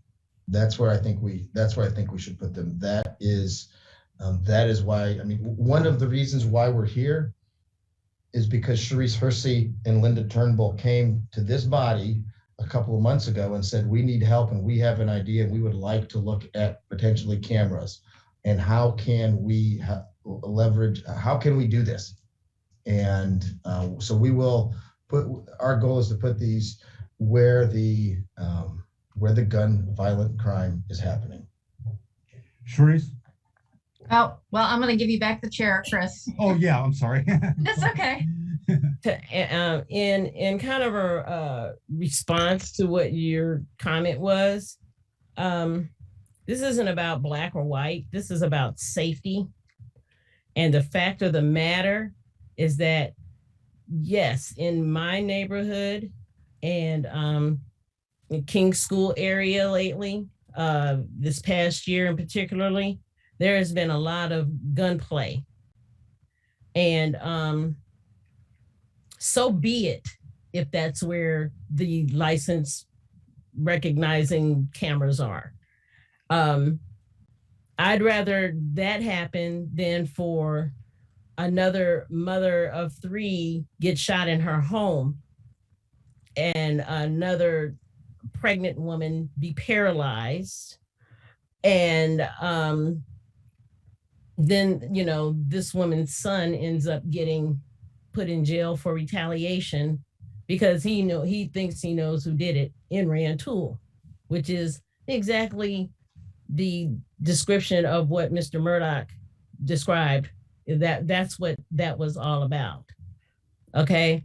I'd rather that there be some kind of safety, something put in, because when you're dodging bullets, you're not looking at license plates. You're not really paying attention to what the make and model of the car is of a person. And to be honest, yeah, sometimes folks just walk up on your house, but they got to leave somehow, and they don't always walk. They're not always walking when they leave. So that was mine and Linda's point, because there's also been a lot of gunplay out in South Urbana, on Philo Road. That's been going on for a while. And lately, some folks have gotten bold enough to take it to downtown Urbana and some other streets. But for myself, speaking for myself and my ward, there have been times during the past year where I've called in shots fired 3 times a week at all times of the day, from anywhere from 2:00 in the afternoon to 4:30 in the morning. So, I don't know that folks are just doing a jog around the park at 4:30 in the morning when I hear 15 rounds. And so it's not about if it's a Black neighborhood thing or surveillance or anything. This isn't about that. This is about public safety. And public safety for everybody. And the simple fact that I live on a block from the border of Champaign and Urbana, there's a lot of Champaign crime that bleeds over right into our neighborhood, right down the street, going down Bradley, going up 6th Street into on the Beardsley. There's I can name a bunch of streets. That incident that I talked about with the car going, I heard some shots and I saw a car. I called it in. I was trying not to make it known like that, but I was the one that saw the car running stop signs going toward the hospital. Somebody could have been injured. I don't know. But I know what I heard and I know what I saw. So it is one of those things where, I'm not just hoping to, we're not looking to try to surveil everybody. We're looking to try to solve some of these issues so that people are not afraid to walk down the street at night or during the day. That's all that's about. It's about is where a lot of these crimes are happening. And if there are a lot of calls from this neighborhood, then maybe that's where the cameras need to go. That's why me and Linda came and asked for cameras, but it's not just about Black neighborhoods. It's about in South Urbana too, where there's a lot of crime and a lot of gunplay happening there. And stabbings. You want to be able to catch the people that are doing these things and fleeing the scene. Does that answer what you think that other people might be thinking? No, it's going to take a long time to discuss all this. And I would encourage people to stay later tonight because we're going to have more discussion about gun violence. Jay, not living where I live, you wouldn't have an idea. Well, let me correct you, Sharice. 5 blocks from my house, we had a homicide on July 29th. And on August 28th, 2 doors from my house, we had a drive-by shooting. So it's happening everywhere. Jay, exactly. But it happens more here. So it's not about Black and white. Please don't make this is not a racial thing. I think, Chris, you called on me. So I've got, I think, a couple follow-up things. One, in terms of the usefulness, there was a shooting on our street. A number of people saw a car. Probably something like this could have provided more specific sense of what that vehicle was. Before this comes back in front of the committee of the whole, though, I would like to see some answers to the questions about the potential for racial profiling. That's not to discount what you're saying, Sharice. I think you're making a valid point, but I think we need to have safety mechanisms in place around that. And more broadly, the potential for abuse, because while I hear what you're saying of, there are other systems that, that folks have access to, we have had multiple incidents, including an officer at the University of Illinois Police Department who was using police cameras and databases to track people. So if we're talking about introducing a new technology, even though there's obvious benefits, right? We're talking about how it might help keep folks safe, which is of course incredibly important. But I want to know what protections are going to be put in place to make sure that this isn't something that could be abused. Grace? Thank you. I have way too much to learn and say about this issue, so I'll hold a lot of things for the next committee of the whole, and looking forward to hearing from the public and researching some things in the meantime. But I just wanted to encourage us to be aware of the time and that a lot of members of the public and scheduled presenters have been waiting patiently for quite a while, and we will have more time to do this. So just wanted to bring that up and say I'll hold a lot of my other thoughts to take some time to process and continue this conversation. Sharice? I just want to say, Jay, I appreciate what you're saying. And hopefully that officer has been fired and he's gone, and I will reiterate that it was Linda Turnbull and myself that brought this up. If we didn't think it was a problem, this is not something that we would even consider, but it is a problem.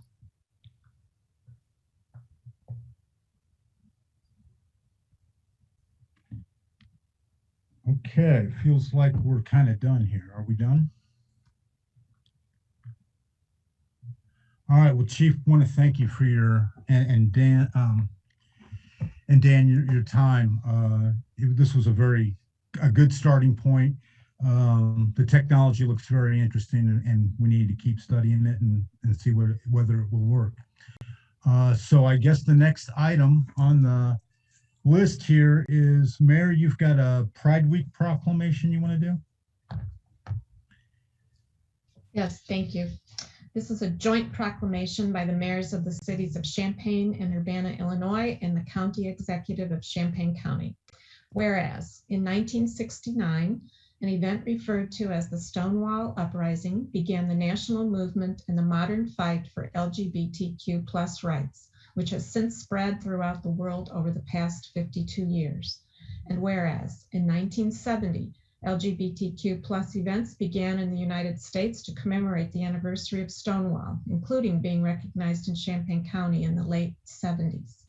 And whereas since 1975, the cities of Urbana and Champaign have been on the forefront, both in the state of Illinois and nationwide, of protecting LGBTQ+ individuals' rights by prohibiting the discrimination on the basis of sexual orientation and gender identity. And whereas the cities of Champaign and Urbana and the county of Champaign have a rich and diverse history of LGBTQ+ representation in our government leaders, staff, and citizens. And whereas the Uniting Pride Center, the UP Center of Champaign County, was founded in 2009 as an organization to advocate for the equality, wellness, advocacy, and visibility of the LGBTQ+ communities in Champaign County. And whereas on September 24th through 26th, 2021, Champaign-Urbana's annual Pride Fest and Parade will be held in downtown Urbana with the theme, What the Health? Fighting, Surviving, Thriving, to recognize the resilience of our community following a year and a half of isolation due to COVID-19, and the significance of the 40th anniversary of the HIV/AIDS crisis. Now, therefore, we, Deborah Frank Finan, Diane Wolf Marlin, mayors of the cities of Champaign and Urbana, Illinois, and Darlene Kleppel, Champaign County Executive, do hereby proclaim the week of September 20th through 26th, 2021 as LGBTQ+ Pride Week in the cities of Champaign and Urbana, Illinois, and the county of Champaign, Illinois. Thank you. Thank you, Mayor. Okay, I think it's time for public input. And the first up is Charles Davison.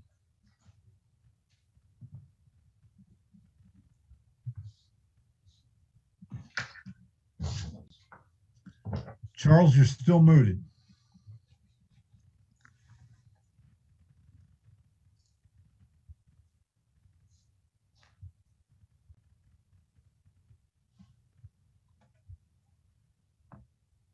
Okay, can you hear me? Yes. Okay, my name is Charles Davidson. I was born and raised in Champaign County. I'm in my 70s. So, you know, it's good. It's good to see you guys really trying to make a difference. Man, if you got the cameras, put them up. I don't give a damn. We don't care. We need some help. You know, whatever we can do, we got to do something about this gun violence. It's only going to get worse. Another thing that we need is we need a community center for the youngsters are scared to come out. You know, they were scared to go to school. Now I got at least 100 relatives in this town, and they don't feel safe at all. We need a safe place for them to go. We need a community center. So, you know, like a one-stop shop, have all the different community programs and in there for mental health or looking for a job or work or whatever. They should all be up under that one roof, a one-stop shop. That's what we need. We need to make them safe again. And I think you're doing a great job, if you ask me. because like I said, I got a lot of relatives here, you know, they are scared to come out. And I'm tired of myself. Need some help putting them up, I help you put them up. Thank you, have a good day. Thank you.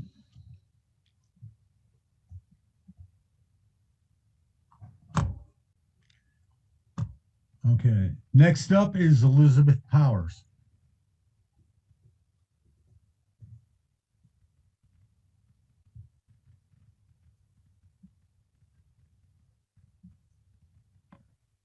Thank you. Can you hear me? Yes. Thank you. My name is Elizabeth Powers, and my husband and I own and live in 1909 and 1911 South Lucas Street in the Prairie Winds development. We've lived in Urbana since 1996, and our children were born here. Prairie Winds development is in Ward 6, and it's located west of Philo Road and just south of Loman Park. It's a very small neighborhood with 2 short streets and some homes along Colorado on the park. While the hearing on Prairie Winds was stricken from the agenda for tonight and next week, it is coming back as we heard at the beginning of the meeting. There's a strong consensus in our little neighborhood that the annexation agreement amendment does profound damage to the livability and character of our neighborhood. They have provided the council with a petition signed by a large majority of our homeowners attesting to that. Prairie Winds development has 3 sections. It has a supported living center, a dense duplex complex, and a small single-family home neighborhood. These 3 areas are laid out in an orderly and logical way, declining in density from high to medium to low, traveling west on Colorado from the Philo Road commercial corridor. This layout of the development meets the city's master plan criteria very well. Prairie Winds is a mixed new residential development. It was created under a unified development plan and has an overall gradation of residential densities. Of the original 29 lots in Prairie Winds 3, Mr. Paul Tapman owns 10 vacant lots. What Mr. Tapman wants to ask for is your permission to plop down 20 duplex units to be set on lots that are inappropriate for duplex development and that are intermingled with existing single-family homes. This is a scheme that is directly against the master plan, and it's harmful for residents and the overall interest of the city. It raises a host of problems, which many people in my neighborhood have already submitted written material to the council, and we're happy to talk about all these issues as well. The established process for review of the amendment request seems to serve developers very well and residents not so well. There was a rubber stamp report from the Community Development Department, in my opinion, that conveyed an attitude that this change is Mr. Tapman's for the asking. I think that there needs to be more community and community development. Mr. Tapman's attempt to unplan this development will transfer wealth from us residents to him. There should be a very great benefit to the community to justify this exchange, but none has been offered yet. In closing, Prairie Winds, my neighborhood, is a great example of a well-planned development under the comprehensive plan. I knew the city had a planning process, but I never dreamed there might be an unplanning process. So I'm asking you, the city council, please don't unplan my neighborhood. Thanks for listening. Thank you.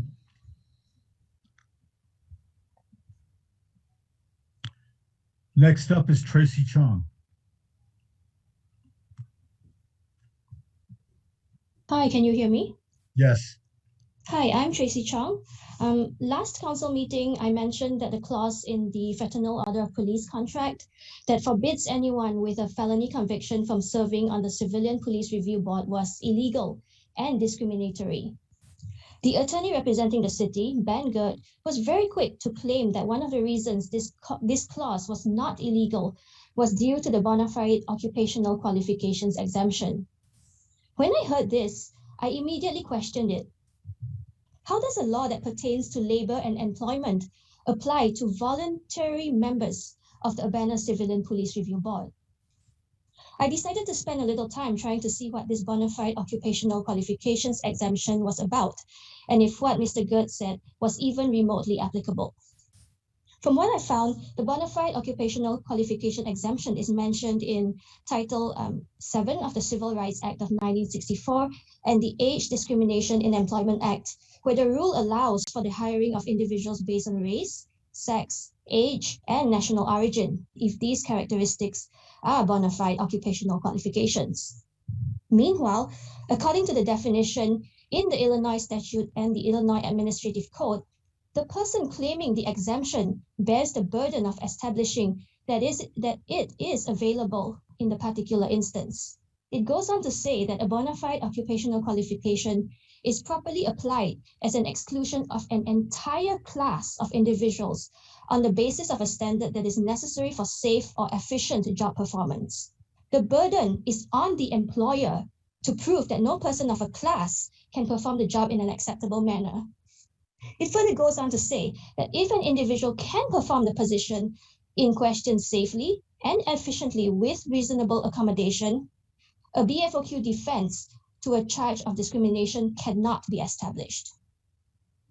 So I'm really wondering how this law that applies to employers is being used to justify discriminating against an entire group of people for a voluntary position. How did the city of Urbana determine that every person with a felony conviction is unable to make objective decisions while serving on the CPRB? How did each of you who did not vote against the police contract? How did you, Councilmember Wu, Hersey, Quisenberry, Wilkins, and Colisetti determine that every person with a felony conviction is unable to make objective decisions while serving on the CPRB? How? Please explain to us. There's a big lesson to learn from this. What I found might be correct. It might be wrong. There might be nuances to it that I failed to understand. What I do know is that I had to do some digging and reading before even being able to get the faintest idea of what the law meant. That's why I was extremely disappointed to see council members taking Mr. Gert's comment as gospel and immediately dismissing the public's concerns.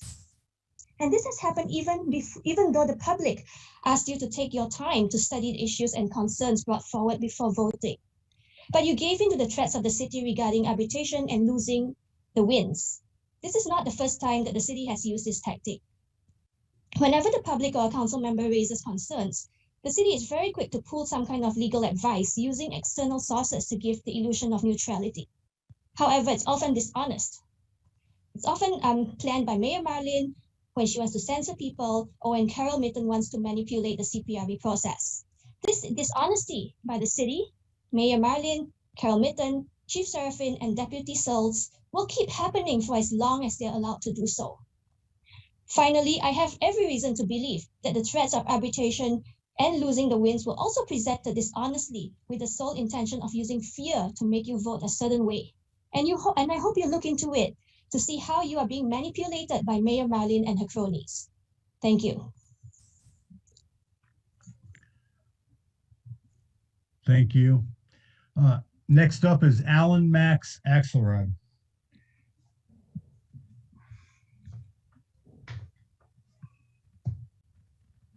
Good evening. Can you hear me? Yep.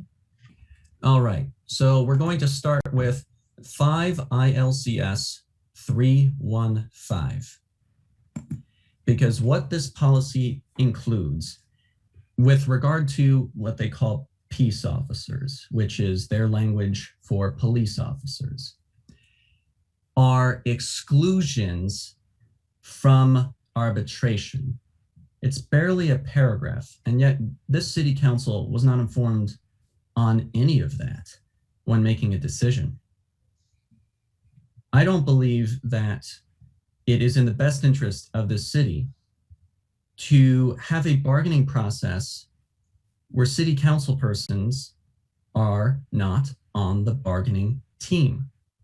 So you don't actually have to be an expert legal person in order to contribute to the bargaining process for a contract. I've actually been on the management side of a contract bargaining myself. Here are some of the exclusions. It says quite clearly that in the case of peace officers, the arbitration decision shall be limited to wages, hours, and conditions of employment, and shall not include the following: residency requirements in municipalities with a population of at least 100,000. That is to say, arbitration cannot override residency requirements. The type of equipment other than uniforms issued or used. Manning, don't know what that one means. The total number of employees employed by the department, so arbitration cannot change the number of employees and is not applicable to that, which means the city can further negotiate. As well as mutual aid and assistance criterions to other units of government, the criterion pursuant to which force, including deadly force, can be used, providing nothing herein shall preclude an arbitration decision regarding equipment or manning levels if such decision is based on a finding that the equipment or manning considerations of a specific work assignment involves a serious risk to the safety of a peace officer, yada, yada.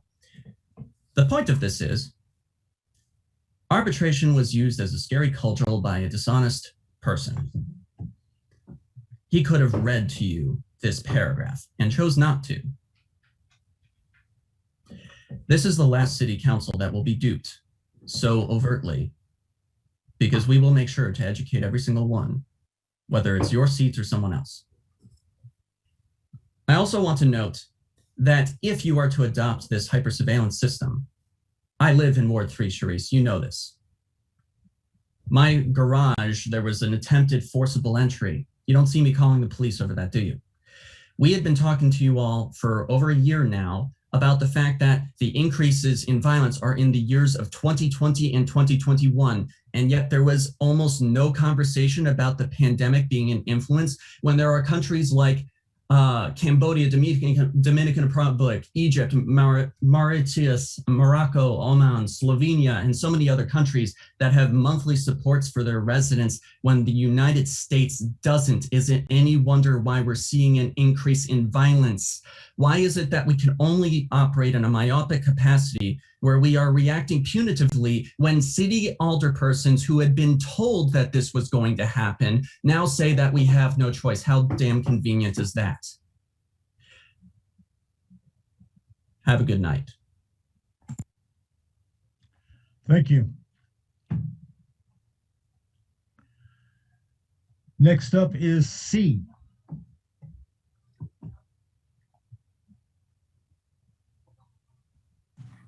Hi, Chris, can you hear me okay? Yep.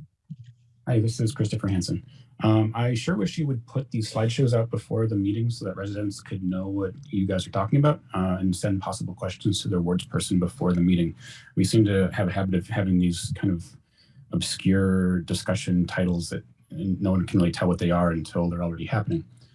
I wasn't prepared to talk about LPR cameras, but I've been accused of committing crimes by the Urbana Police Department just because they wanted to retaliate against me. I've had Urbana police officers creeping around my house. I've had them run my license plates, had them take photos of my bedroom and bathroom windows. I don't want them having a database about my license plate and more photos of my car. Are you kidding? You guys didn't even discuss the possible FOIA problems with this.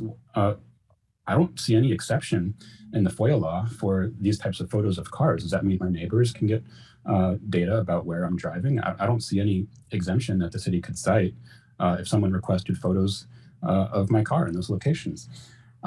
Please don't buy a system that will read and store data on every person's car from a person who doesn't know what the Fourth Amendment is. That was ridiculous. And by the way, the ACLU does not represent the people of Urbana.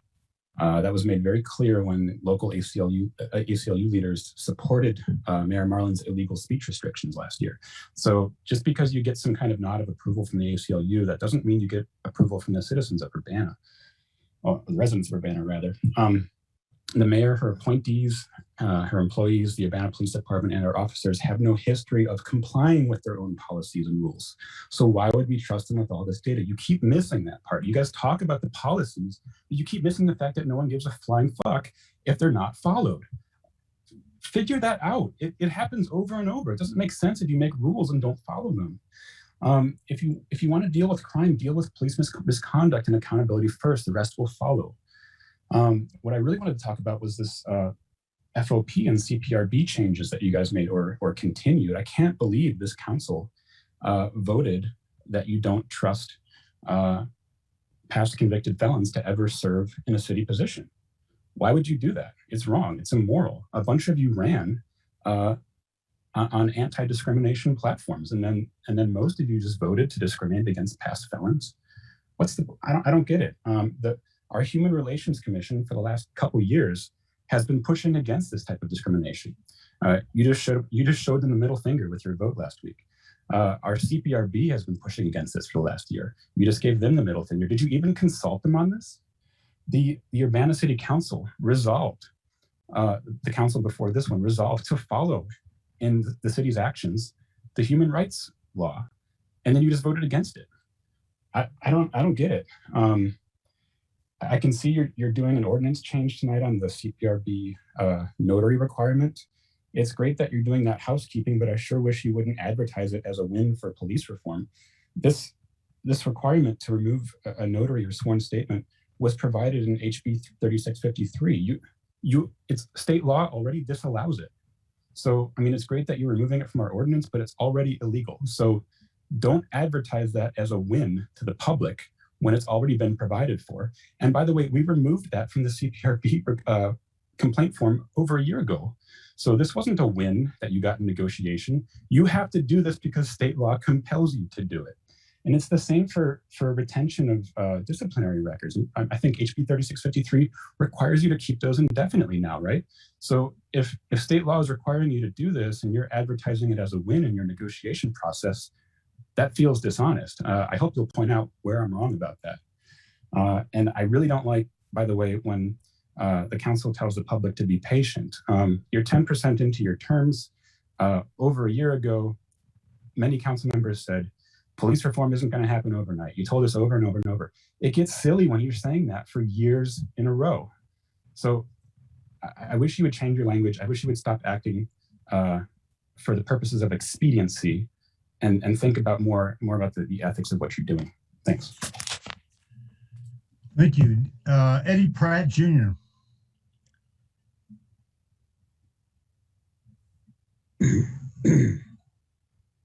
Good evening. I am calling you tonight from my hometown of Detroit, Michigan, that I haven't been in about 5 years, and it's been, gentrified a little bit and all that good stuff. But I'm a little beside myself. My very purpose for getting involved in activism from the very jump was because I lived in two very polar opposite places that both went towards the same destination. And I saw the same things happening in our community, to the point that a reactionary thing like surveillance would be on the table, and thus doing away with all sovereignty of all sorts. What I wonder about is, where is the limitations on this? If some person, God knows, commits a crime and their car is pictured, the back of their car at least, and it's a green car. If some other person on the other side of town drives a green car and say they are now looking for this green car, what is stopping them from pulling over said person and doing God knows what to said person under the guise of probable cause? What is the limitations of all of this? Because from what I've heard, it doesn't sound like there's many. Honestly, this to use Rantoul as an example was particularly poor, because if you're not aware, there's 87%. They're more, their crime rate is higher than 87% of all cities and towns in this country. Where were they before these cameras? What? Or I mean, this is after. This is current. So I'm not sure like how this is going to work for us. And besides that, that's reactive. We're talking about just capturing people. What about what brings them to that point? When are we going to address that? When are we going to take a more holistic approach, a more practical approach, if you ask me, towards wellness and instilling that in our community? What about a one-stop shop? What about investing into the SWIFT program? What about doing the actual things that will actually influence people's living conditions? Because this just makes things particularly more precarious, especially for people like me. That means if anybody does anything in this city, I need to be on more high alert than I already am, because that makes me partially a suspect just because I drive a car. Good night. Thank you. And anybody else want to? Okay, Sarah Nixon is up next.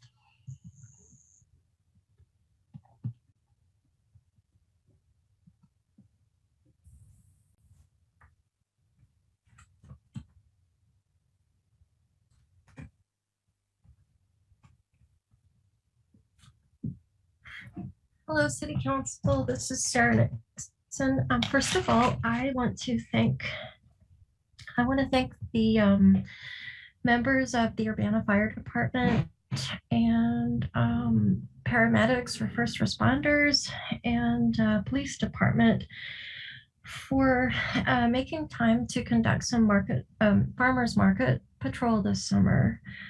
I was the squeaky wheel who wouldn't take no for an answer earlier this year, and I kept asking for some market security when we were told that there was no budget for market security. And ultimately, members of these agencies made time, have frequently made time, and my impression or my understanding is this is, volunteerism in their shifts to come by the farmers market at the square and conduct patrols. And it is very appreciated by every vendor there. Second, I want to thank Tracy Chong for fact checking the city or the illegality of the city's discrimination of persons with felony convictions being barred from appointments to the CPRB, and for calling out city council members who failed to oppose the Fraternal Order of Police tyranny, who played along with the contract renewal scheme, and who betrayed, in so doing, all Urbana residents. Thirdly, dressing it up as an acronym, ALPR, doesn't change the fact that you're advocating a surveillance state.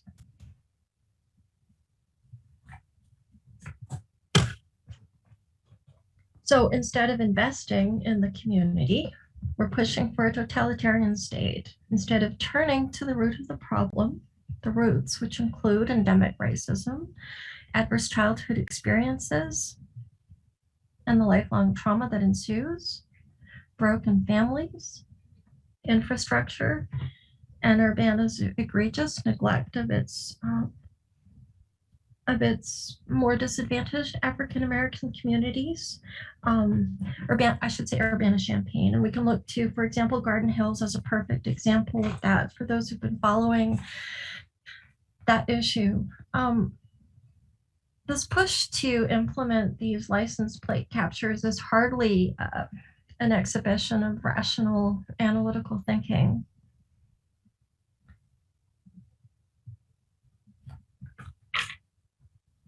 Have you even asked the public, Urbana?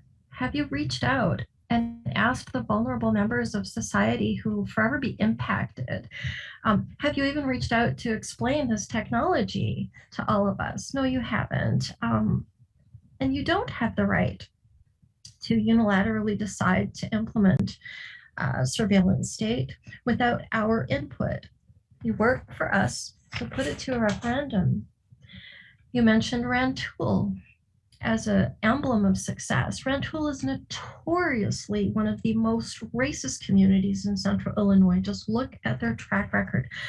I'm dismayed to see I only have about 15 seconds left. I have so much more to say.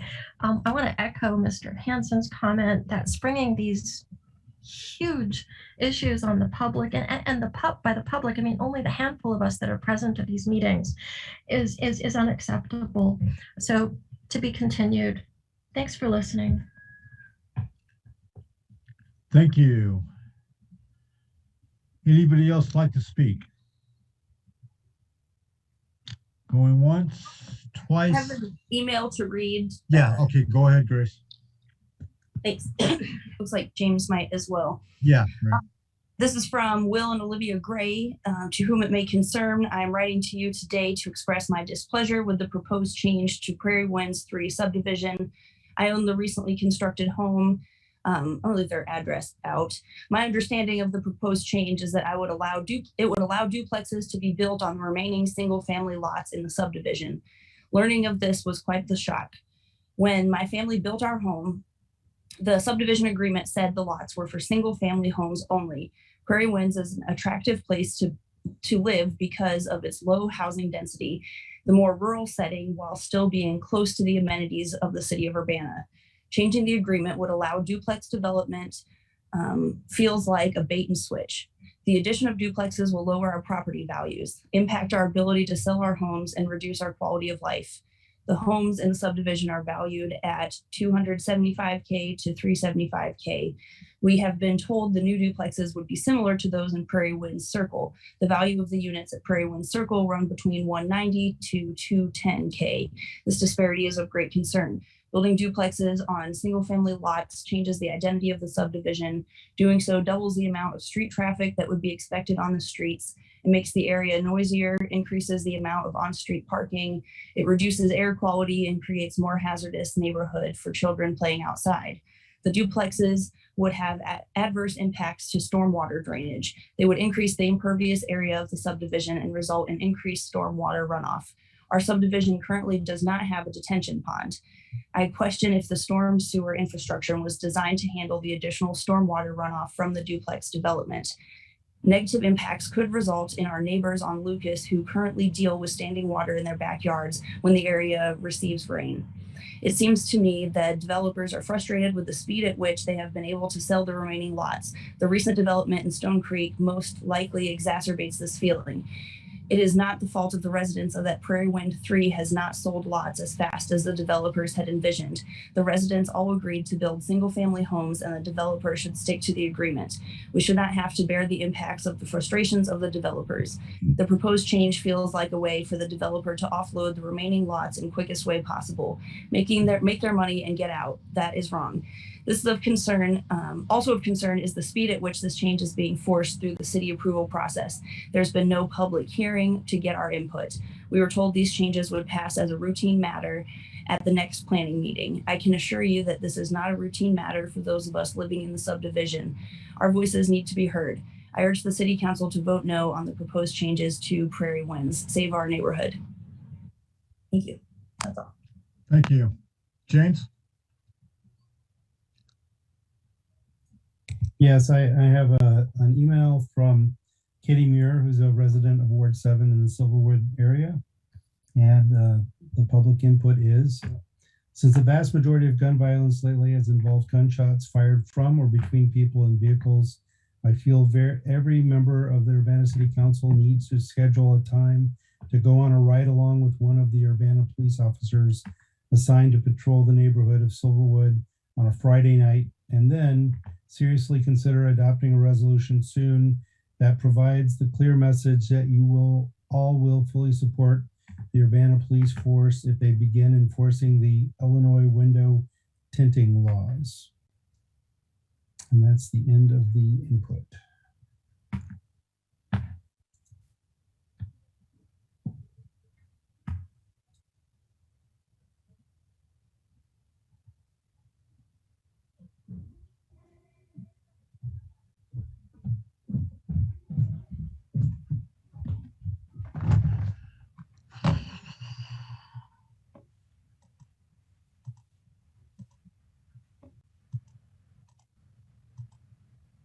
Go ahead, Trace. I came across also an email that somebody sent everybody, I think, to be read into the minutes. So I'm just going to say this. This is from Nick Powers, a very concerned homeowner at Prairie Winds.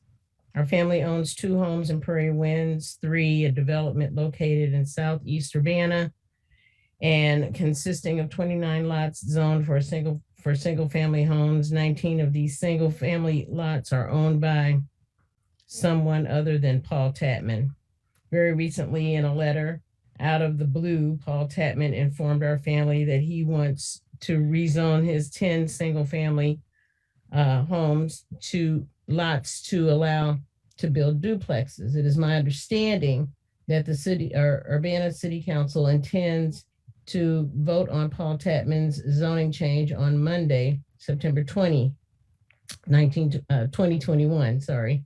I strongly encourage the City Council not to approve Paul Tatman's zoning change. In the remainder of this memo, I explain why such approval would be flagrantly illegitimate. Denial of due process. It is my understanding that the homeowners are entitled to a meeting with officials of the Urbana City Planning Department to discuss a zoning change request. Following such meetings, homeowners are provided an opportunity to submit written comments to the Urbana City Planning Department expressing their views. The Urbana City Planning Department denied the homeowners of Prairie Winds of this opportunity, and it's Prairie Winds 3, I suppose, is what it's called. In a conversation with a family member, an employee of the Urbana Planning Department rationalized this denial by saying that the quote, the zoning change was going to sail through, unquote, the City Council. This flagrant violation of due process is the antithesis of what Urbana should represent. Paul Tatman's zoning change is incoherent. Paul Tatman's zoning change is so vague that it is impossible to get any sense of what he wants. How can one legitimately vote on something that is incoherent or incomprehensible? Another bullet point, Paul Tatman's zoning change is highly inconsistent with the master plan for Prairie Winds. About 20 years ago, the city of Urbana vetted all of these issues that Paul Tatman wants to revisit. The result of that thorough and thoughtful process was the creation of Prairie Winds 1, Prairie Winds 2, and Prairie Winds 3. Prairie Winds 1 is a high-density assisted living center surrounded by green space to absorb the water runoff from this large building complex. Prairie Winds 2 consists of 21 duplexes or 42 units. Because of the high density of these 21 duplexes, the master plan required Paul Tatman to build a huge retention pond to control wind runoff, water runoff. How much time do I have? I'm not going to be able to read the rest of this, but I believe we all received this particular memo from Nick Powers. So it's pretty long. I just wanted to make sure some of it at least got into the record. Thank you. Okay. So that looks like that's a wrap on public input for now. Chris? Yes. Oh, sorry. Go ahead, Marielle. No. Can I just make a motion? Yeah, go ahead. Can I make a motion that we extend this meeting to 11? Because I don't think we're going to get through the agenda in 15 minutes. I'll second that. Okay, does the clerk call the roll on this? Yes, I do. Okay. Okay, let's see here. Ms. Wu, Yes. Mr. Evans, Yes. Ms. Hersey, Yes. Ms. Colacetti, Yes. Ms. Bishop, Yes. Ms. Wilkin, Yes. Mr. Quisenberry. Yes. Okay, we will be going to 11. Staff reports. This evening, Vince Gustafson is here. He's the Deputy Director for Operations of Public Works. And I've asked him to report out on a couple of challenges that we have right now that are, I don't know if they're really COVID related or not, but they may be in terms of some of the challenges that our contractor support that we've relied on in the past. Maybe their circumstances have changed, but their willingness to either bid on some services that we typically expect, or the prices that we're seeing are going to be impacting what residents are expecting in terms of the pace of certain things. So Vince is going to explain that in a little bit of detail, just because I want you to all to understand some of the challenges we're facing. So go ahead, Vince. Thank you, Carol. Yeah, like Carol mentioned, we have three pretty significant upcoming unplanned projects this fall that are not normally in the scope of work for the operations divisions and our in-house staff, but we're still challenged to try to absorb. First of all, I'm going to start off with tree planting. The city accepted in 2020 a grant from the Lumpkin Family Foundation, which had a $25,000 allocation towards the planting of new street trees. So in an attempt to maintain our planned scheduled replacement trees, we released a bid to try to hire a contractor to assist us with planting these additional trees. That procurement did not produce any reasonable bid. Actually, only one contractor bid on the planting services, and the pricing was too high for us to accept. So what we're going to work on is our in-house arbor crew. We currently plan, as part of our scheduled replacement program this fall, was 75 trees. So we're going to work to plant an additional 82 trees, which technically means that we're going to have to take about 2.5 weeks of our planned systematic pruning that we would normally complete, weather permitting, and forego that work to accommodate. Basically, we accepted the grant and we're trying to fulfill that obligation for the net increase of 82 additional trees this season. Secondly, I'm sure you're familiar with capital improvement plan. There's the Lincoln and Springfield Avenue reconstruction project. With the bid that came back, the favorable bid that was awarded, one component of that bid was topsoil replacement and seeding of the medians and behind the curbs in the right-of-way. The bid received from the subcontractor was significantly higher than the cost estimates. So for the purposes of keeping that project closer to the original planned budget, we evaluated having our internal landscaping crews perform that topsoil replacement and the reseeding. So that will save us significant project costs and also allow us for more control over the timing and the quality of that work. I do know that one of the major things we dealt with on MCOR was actually restoration of the soil in the right of way. Amazing with a project of that scope. That was one of the more that generated a lot of phone calls on our end. So we're trying to avoid that and save money on this particular project here on Lincoln and Springfield. And lastly, and probably most significantly, is our curbside fall leaf collection. This has been a contracted service since 1997. However, this is the first year in which the city received no bids from contractors for that service. So as we're looking now, we're trying to evaluate how we can accommodate that with our in-house operations staff to maintain that similar service levels that the residents do expect. And as it sits right now, we're looking at 3 collection weeks in November and trying to still adhere to the same collection routes. And it's a bit challenging for us, having never undertaken this. So just trying to estimate how much time and how quickly we can move through these routes without the large garbage packer trucks that the commercial firms use. We've explored trying to probably rent one, but they're just generally not available. And the only ones we've been able to locate are extremely cost prohibitive. So we're challenged with the fact that we've got to perform that work kind of coinciding with our regular street leaf sweeping program, which is highly essential to us. And we can't reduce that because of the possibility for flooding and trying to get all those leaves off of the street prior to snow season.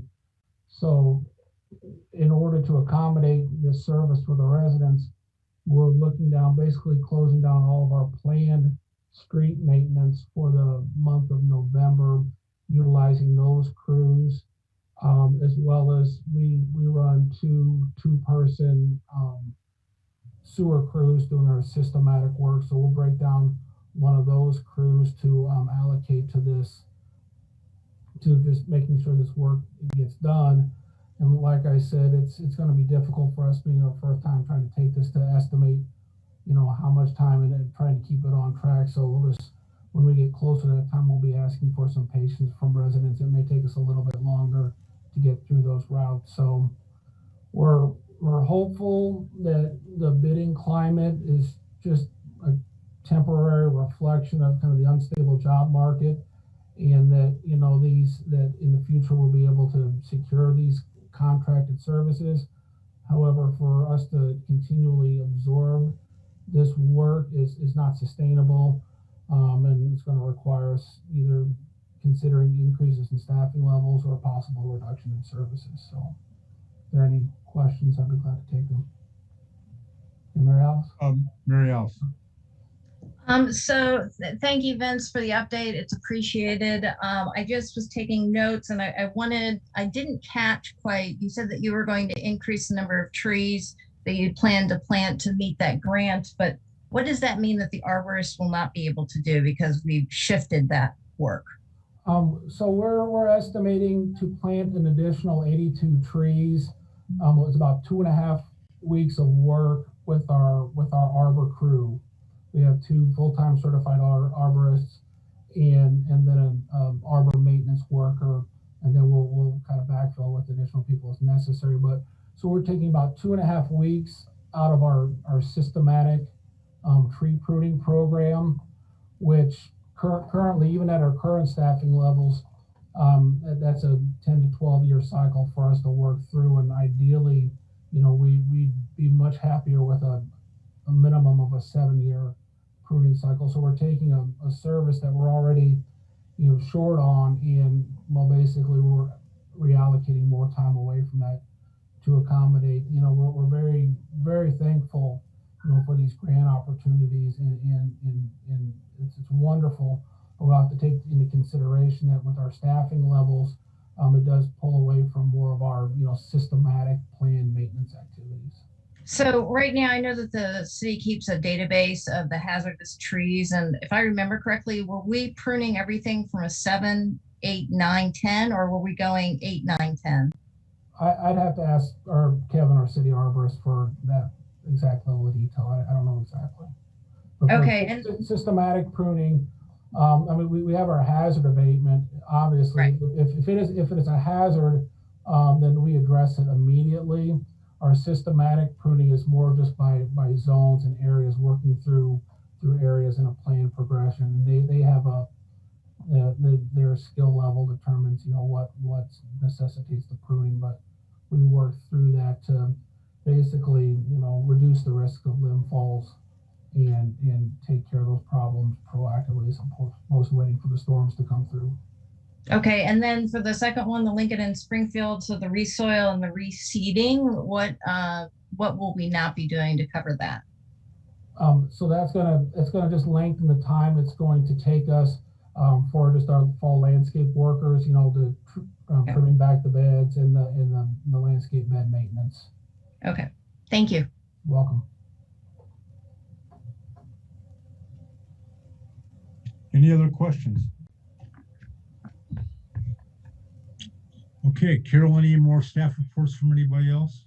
That's it for tonight. Thank you, Vince. Thank you. Thank you, Vince. Thanks, Greg. Okay. Hey, we got an ordinance finally. So the next thing is ordinance number 2021-040, an ordinance amending the city code, chapter 19, the civilian police review board ordinance, conformance with the FOP contract.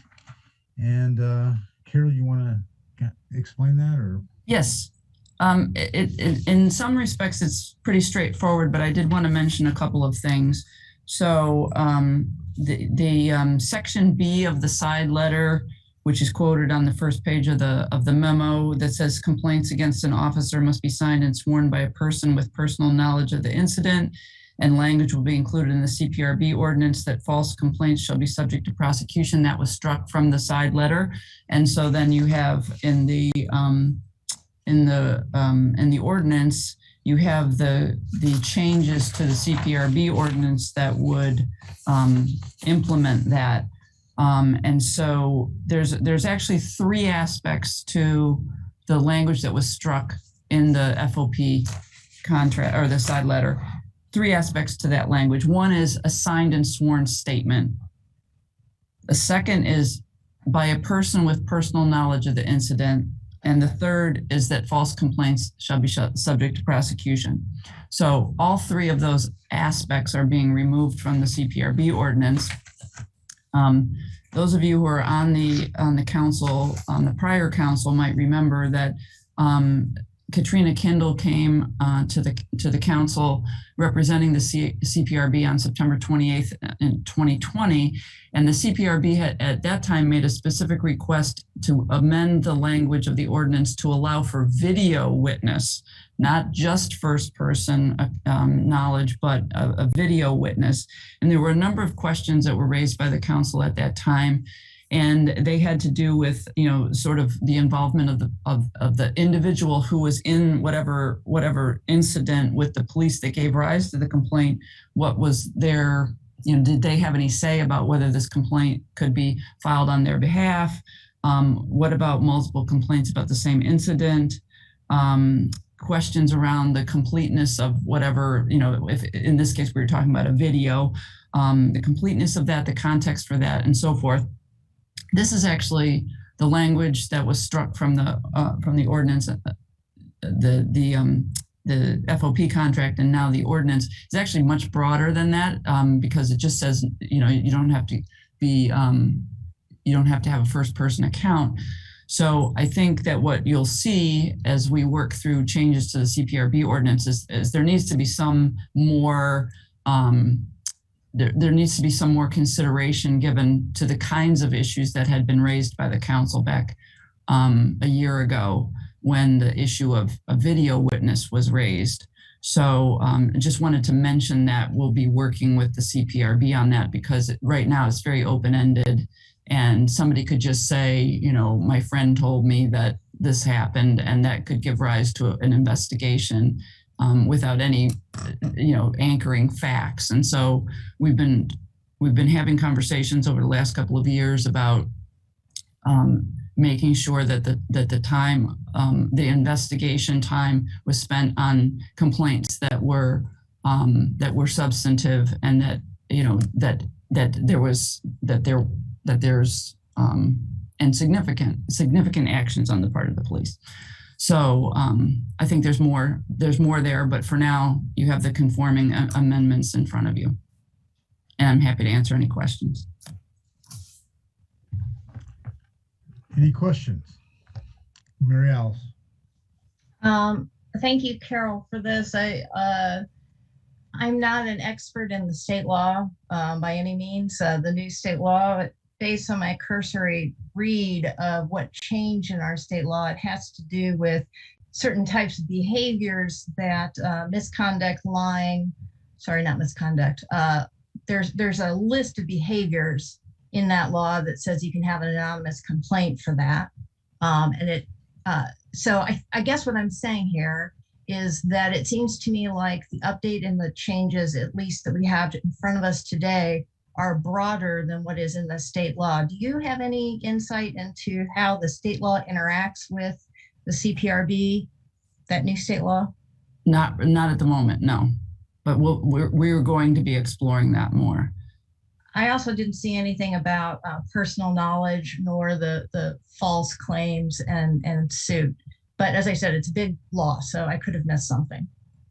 Yeah, I mean, I think, for now, this makes sense. It's that in the administration of the ordinance, it can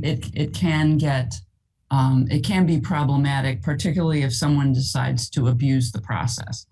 So there could be an awful lot of staff time spent pursuing, I don't even want to say, perhaps they would be well-intentioned efforts on someone's part if they thought that something had happened, but you can spend a lot of time investigating without a lot of facts around it and never actually create a body of facts that are significant enough to derive any conclusions from. So that's what I'm trying to say. If somebody just gives sort of a generalized complaint,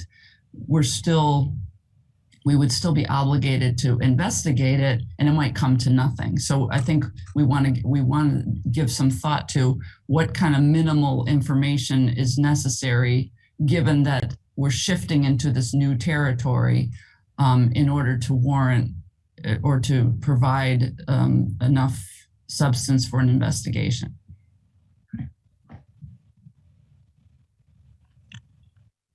Anybody else? Okay, so are we making a motion to move this to the city council meeting next week? That's what I would like. James? Yeah, I will make a motion to forward this to council with recommendation for approval on the consent agenda. I'll Great. second. Okay. I'll second to open discussion. And if I Open could, discussion now or? yes. Okay, let's get a second. I'm saying I'll James' second. motion. Okay, I'll you'll second the motion so we can Okay, start there you go. discussion. Now let's have a discussion. Yeah. Okay. Grace, go ahead. Thank you. Just want to say that I understand that this is for an immediate thing to have congruity and compliance with the FOP contract side letter. So I understand this immediate thing, and I feel like there's also a lot of bigger picture issues here. It is interesting that, it doesn't have to be this way, that the CPRB never was required to be a bargaining piece in the first place. So it is interesting to, consider that a win when we didn't need to negotiate with restrictions on CPRB in the first place. That's a voluntary thing that I would like to see us not do in the future. It's also interesting hearing that, the state and federal laws may be requiring some of this as well. It just makes it seem how it was phrased that, it was not a win when we're getting a better deal on stuff that we didn't have to bargain with in the first place. And I would like to have a broader review and consider updates to the CPRB ordinance, addressing discrimination based on criminal record.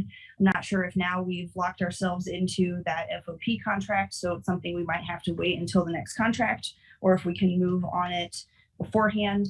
But I would like to have discussions in the future and really review the whole situation and talk with CPRB and our human rights and equity officer and the public, and really address this as a bigger picture issue as well. Thanks. Any other comments? Okay, I guess the clerk will call the roll. Mr. Evans, Yes. Ms. Hersey, Ms. Hersey, Yes. Ms. Wu, Yes. Ms. Bishop, Yes. Ms. Wilkin, Yes. Ms. Colacetti, Yes. Mr. Quisenberry. Yes. Okay, that motion passes.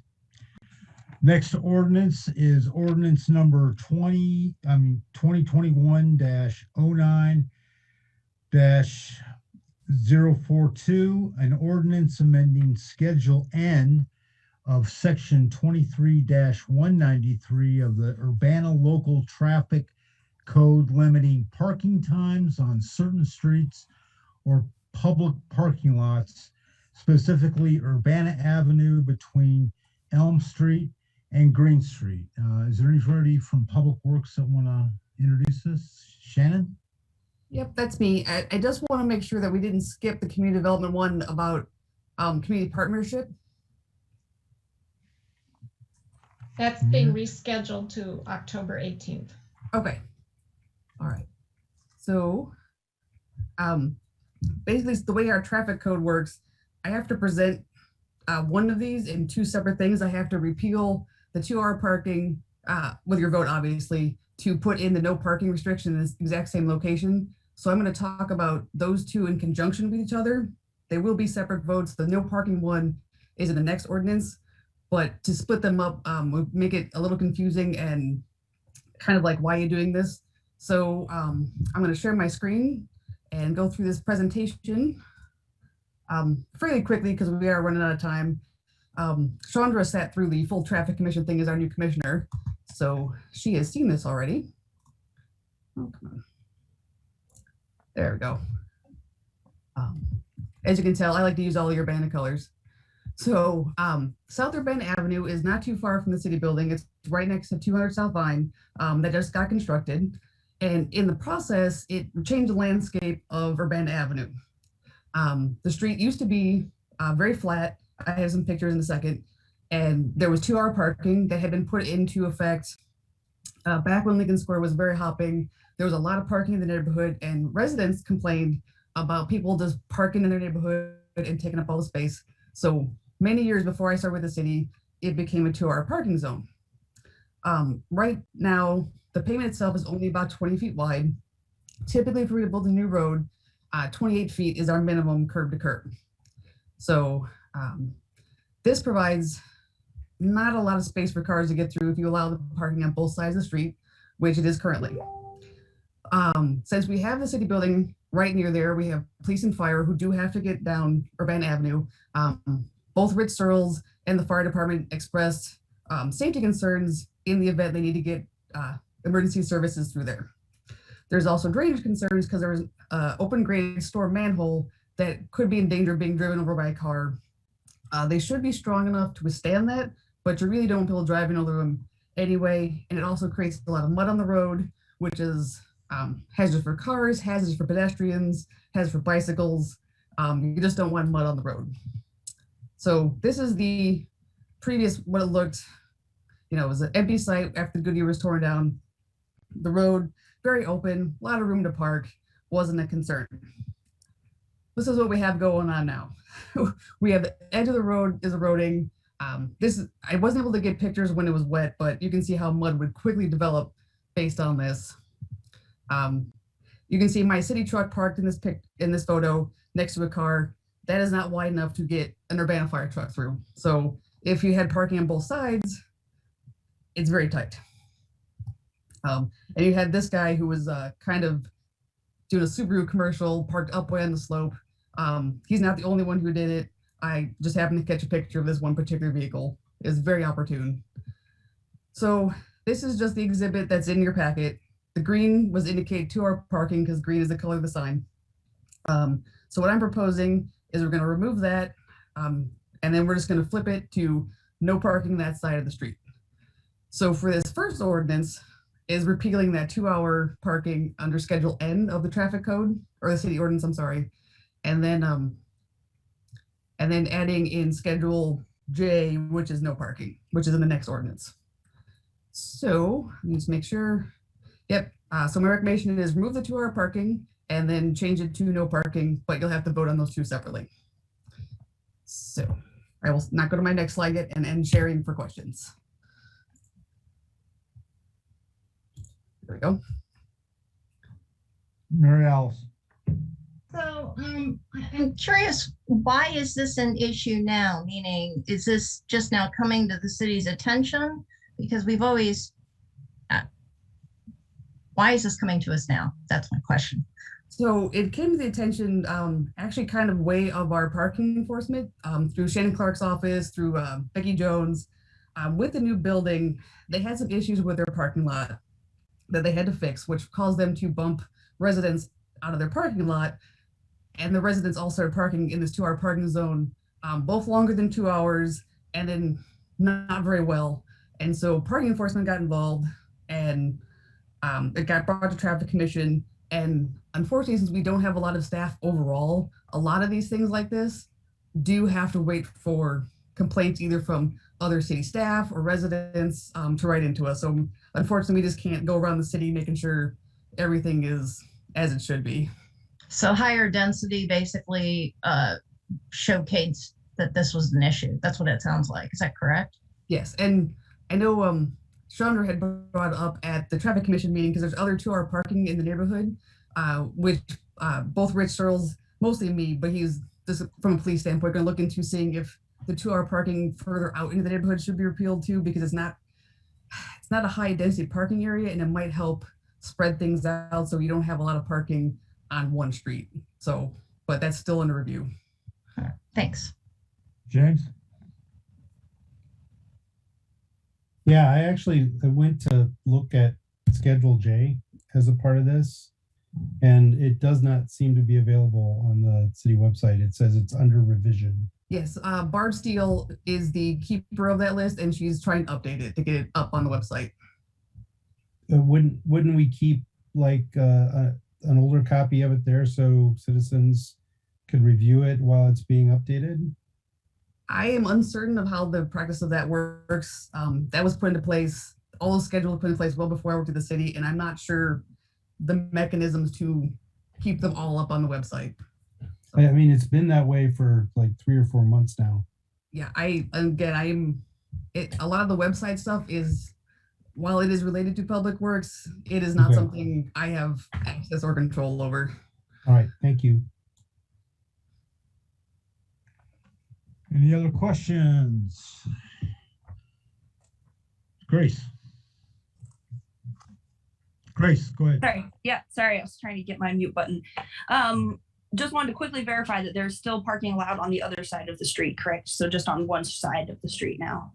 Yes, just the side that had the changes in grades where it's no longer a flat parking service. Thanks. Okay, can I get a motion to send this to the consent decree? Grace. Sorry, I will move ordinance number 2021-09-042, an ordinance amending Schedule N of Section 23-193 of the Urbana Local Traffic Code, limiting parking times on certain streets or parking lots, Urbana Avenue between Elm and Green Street, to council with a recommendation for approval, consent agenda, unless anyone has a different motion. A second to that. Okay, Chandra seconds. All right, will the clerk please call the roll? Ms. Wu, Yes. Ms. Hersey, Yes. Ms. Colasetti, Yes. Mr. Evans, Yes. Ms. Bishop, Yes. Mr. Quisenberry, Yes. Ms. Wilkin. Yes. Okay, that motion definitely passes. Next ordinance is number 2021-09043, an ordinance amending Schedule J of Section 23-183 of the Urbana Local Traffic Code, prohibiting parking at all times on certain streets or public parking lots, specifically Urbana Avenue, between Elm Street and Green Street, and Clark Street between Lincoln Avenue and Busey Avenue. Shannon, you want to talk about that? Yep. Let share my screen again. We'll go back to, come on. There we go. So this is the map I just showed you all. Basically, what you just repealed on the 2-hour parking, make it no parking, because it's just not ideal for safety, or the topography of the area just not good for parking. I'm not sure if you can see my cursor, but where the Elm Street sign is written, that is to the right of the red line. That's one of the 2-hour parking ones I referenced earlier, which I'll be looking into, seeing if changing that to help alleviate parking congestion in the neighborhood, resident concerns. So that's still ongoing. Based on the last repealing of the 2-hour parking, I recommend for all the safety and drainage concerns to make this a full no parking zone. So which leads me into our next no parking zone. So Clark Street, where most people are probably familiar, they just built the Gather on both the north and south sides of Clark Street, for just east of Lincoln. Originally, the Gather had come to me to put in a loading zone. Loading zone never went in. However, in the process of this, Urbana Fire pointed out that where the building's facilities for fire apparatus and whatnot is located, we're going to need to actually take away some parking on Clark Street for emergency vehicles. Initially, given the power of Urbana Code 23-22 being the city's designated traffic engineer is appointed to me by our public works director, I could try a 90-day temporary parking experiment. If after 90 days I figured it worked, I would bring it to city council and have your or first traffic commissioner, then city council to discuss it. If it didn't work, I would just make it go away. I actually didn't wait the full 90 days because it is effective for safety reasons and fire apparatus. So I'm gonna currently see the Gather in the left picture. The Gather shuttle is actually parked right at the corner of Lincoln and Clark in my no parking trial zone. You couldn't even turn the corner without almost running in the back of it. I worked with them to not have them park it there temporarily because it is a safety concern. In the right-hand picture, you can see my little city car parked at the actual no parking sign. So there's no parking from Lincoln to that sign. It alleviates safety concerns for Urbana Fire and safety concerns coming around the corner. This is the exhibit in your packet. Our current aerials do not have the current building because it's too new. This was taken right after all of the houses are demolished. So it just gives you the distance from, and the way we measure them for ordinances is from the center line of the nearest road we're measuring from. So that's why the no parking zone technically goes from the center line of Lincoln 150 feet to the east. Yes, there's no parking in Lincoln, but that's just how the ordinances are written to give a definitive spot to measure from. This is a little better picture I stole from our Lincoln Springfield plans and put the red line in approximately the same distance. In the process of Lincoln Springfield, we're also going to change the shape of that curb, which further adds to why we shouldn't have a no parking, because we are actually nearing the throat of the road a little bit there. So that actually forces any Urbana Fire to have to go into where it widens back out. So they need the space. This is very much for fire concern. And typically if we do a parking removal, if say a resident wants it, they have to do a full petition. There's a huge process. But if the city does it on safety concerns, it is a much more expedited process because we are concerned on safety. So for this one, this is a safety concern. And I strongly recommend making my trial no parking permanent. So, there are any questions on this one? Mary Alice. Yeah, so my main question is the Gather project was a PUD, right? And somebody can correct me if I'm wrong, but I remember that there was quite a lot of discussion when Gather was approved. And I thought that PUDs had to investigate parking and traffic. I don't know if anybody's here from community development. It wasn't a PUD. It was I'm sorry? It was a rezoning. Oh, it was a rezoning, so it wasn't a PUD. Okay, so in rezoning, do we evaluate traffic and parking, or is that only the PUD process? Go ahead. there is a process where the city engineer, who currently is Tim Cowan, can, for any development, actually request a traffic impact analysis to see how traffic impacts an area. A lot of times, the development isn't large enough to really warrant one. We can do a pretty good quick check to see if we want a full TIA. The retreat had one, and the reason I know this because I wrote it before I joined the city. The Gather, I don't believe, had one, but they did fit all of the zoning standards for the on-site parking. They do have a very significant amount of parking. And what we found is a lot of people who actually park in that area either work at Carl or go to the university. Because if you go through there like on a Sunday, that street is empty. So. Okay, thank you. Therese. I guess my question is, is there a place on the Gather site for the Gather bus to park? Yes, that was one of their one of the requirements when it was in development review was the shuttle had to park on site. They did push back a little bit, and that's how the whole loading zone started. We went through a couple iterations with that. We actually even had a design where it was going to be on the north side of the street and like a bump in. So like you actually like pulled into it. It'd be a loading zone that would be open to the shuttle, Amazon drivers, food drivers, because the city doesn't have specific loading zones for specific people. They were on board with it. They had a design, or with the design, it met all ADA compliances. And then for some reason, unbeknownst to me, and a right-of-way tech who was dealing with it, they did not build it. So I don't know why. They just didn't. So I actually brought that to you all. So there's nowhere on that site then that they can park their Gather bus. Well, they can park it. They just can't get people on it because the space is tight.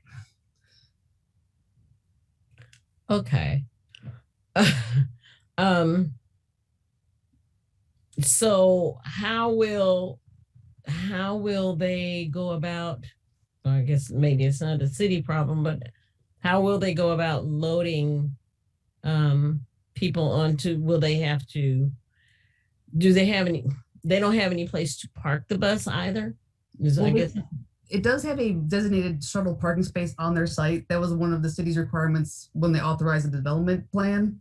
For the loading, I did have to chase it out of that not parking area because it was kind of causing a hazard. And they're allowed to park in any legal space. Like they can park it further up where there's street parking. They can pull into their entrance and let people on right in their entrance and back out onto the street. There's both north and south sides, or they can pull on the south side and just let people on, do a loop around the parking lot, come back out. So they do have space. So it's why, again, like I brought the couple, I don't know, almost 6 months now, the loading zone to city council for approval because I had to approve that too. And a little sad they didn't build it, so. Okay, thank you. Anybody else? Okay, do I have a motion? Can we get a motion to send this to the consent decree? Move ordinance number 2021-09-043, an ordinance amending Schedule J of Section 23-183 of the Urbana Local Traffic Code prohibiting parking at all times on certain sides of the streets or public parking lots. Urbana Avenue between Elm Street and Green Street, Clark Street between Lincoln Avenue and Busey Avenue. To City Council with a recommendation for approval on the consent agenda, unless otherwise motioned. Second. Okay, we've got a second. I'm supposed to allow for discussion. Are we, does anybody want to say anything?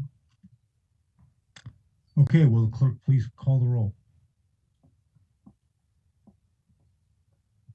Ms. Wu, Yes. Mr. Evans, Yes. Ms. Hersey, Yes. Ms. Colasetti, Yes. Ms. Wilkin, Yes. Mr. Quisenberry, Yes. Ms. Bishop. Yes. Okay, that motion passes. Thank you, Shannon. Thank you. Okay, it is 10:54. We have essentially 6 minutes left in this meeting, and we were going to have a discussion about gun violence with some special guests who have waited all this time. Anyone, Mary Alice or Diane, could you maybe advise what we should do since we've only got 6 minutes left? Well, Yeah. it seems like there's two options in my opinion. A, we continue the meeting to another time this week, or B, we reschedule them for a different date. Okay. What do you think, Mayor? I don't have in order to reschedule a meeting, we'd have to announce it tonight to a date and time certain, and I don't know when staff or when we could do it this week. I think the best bet would be to schedule them for a presentation next week. Okay. Well, I would be up for that. I would appreciate that. Can they be moved like to the front of the meeting, maybe? If you So this add doesn't them, happen? yeah, if you add them to a presentation, they have up to 10 minutes in the typical presentation time for members of the public invited. Grace? Yeah, I agree. I think out of respect for their time, although it's already been waiting a lot, that we move it to next Monday, if that works for them, and move it towards the beginning of the agenda, not during public input presentations where they only have 10 minutes and we hold them to that, although we don't hold other presentations to that. So I'd propose we just move the discussion item somewhere after public input and before other ordinances or business. Just move the discussion item up further. I would agree with that.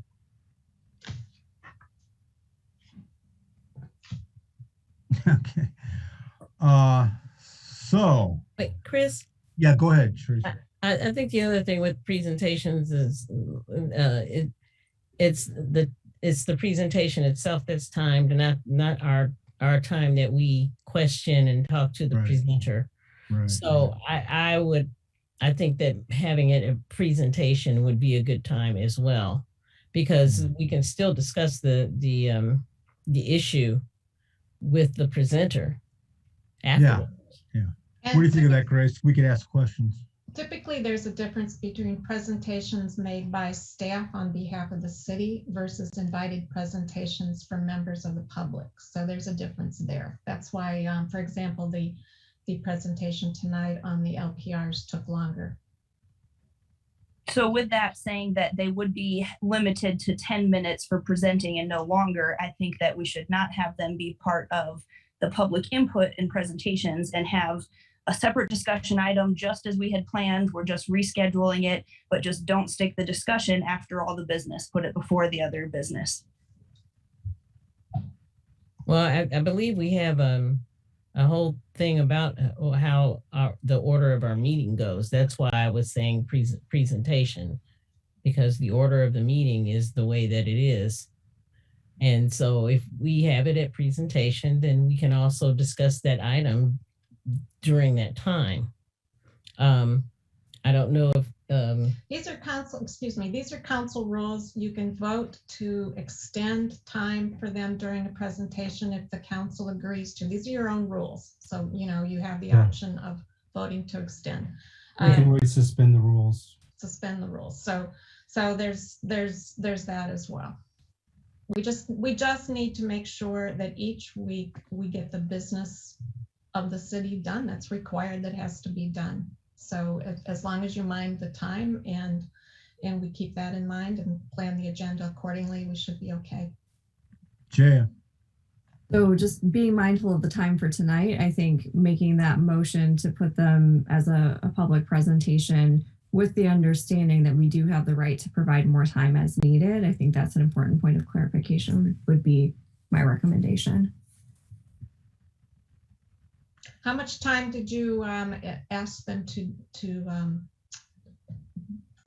present for tonight? Who scheduled? Chris? I did. They were going to try to keep it within 10 minutes. Okay. And that's reasonable. But but like Jay says, we could extend if we had to. That's right. You can suspend rules if you need to. Okay. In some conversations I had with them, I think they were planning on 20 because they had a few speakers lined up. 20 minutes, that is. They did, Grace? They didn't tell me that. Okay. All right. Okay, well, why don't we say we're going to extend it if they need more time? Mary Alice. I was just going to say, I don't think we need a vote to move it off the agenda to another agenda, and it is 11 o'clock. So you've got like 30 seconds. Okay. So, all agreed, Chandra, did you want to say something? Yep, I was just gonna say I moved to adjourn. Okay. I agree. Thanks, everybody. This meeting is adjourned. Thanks.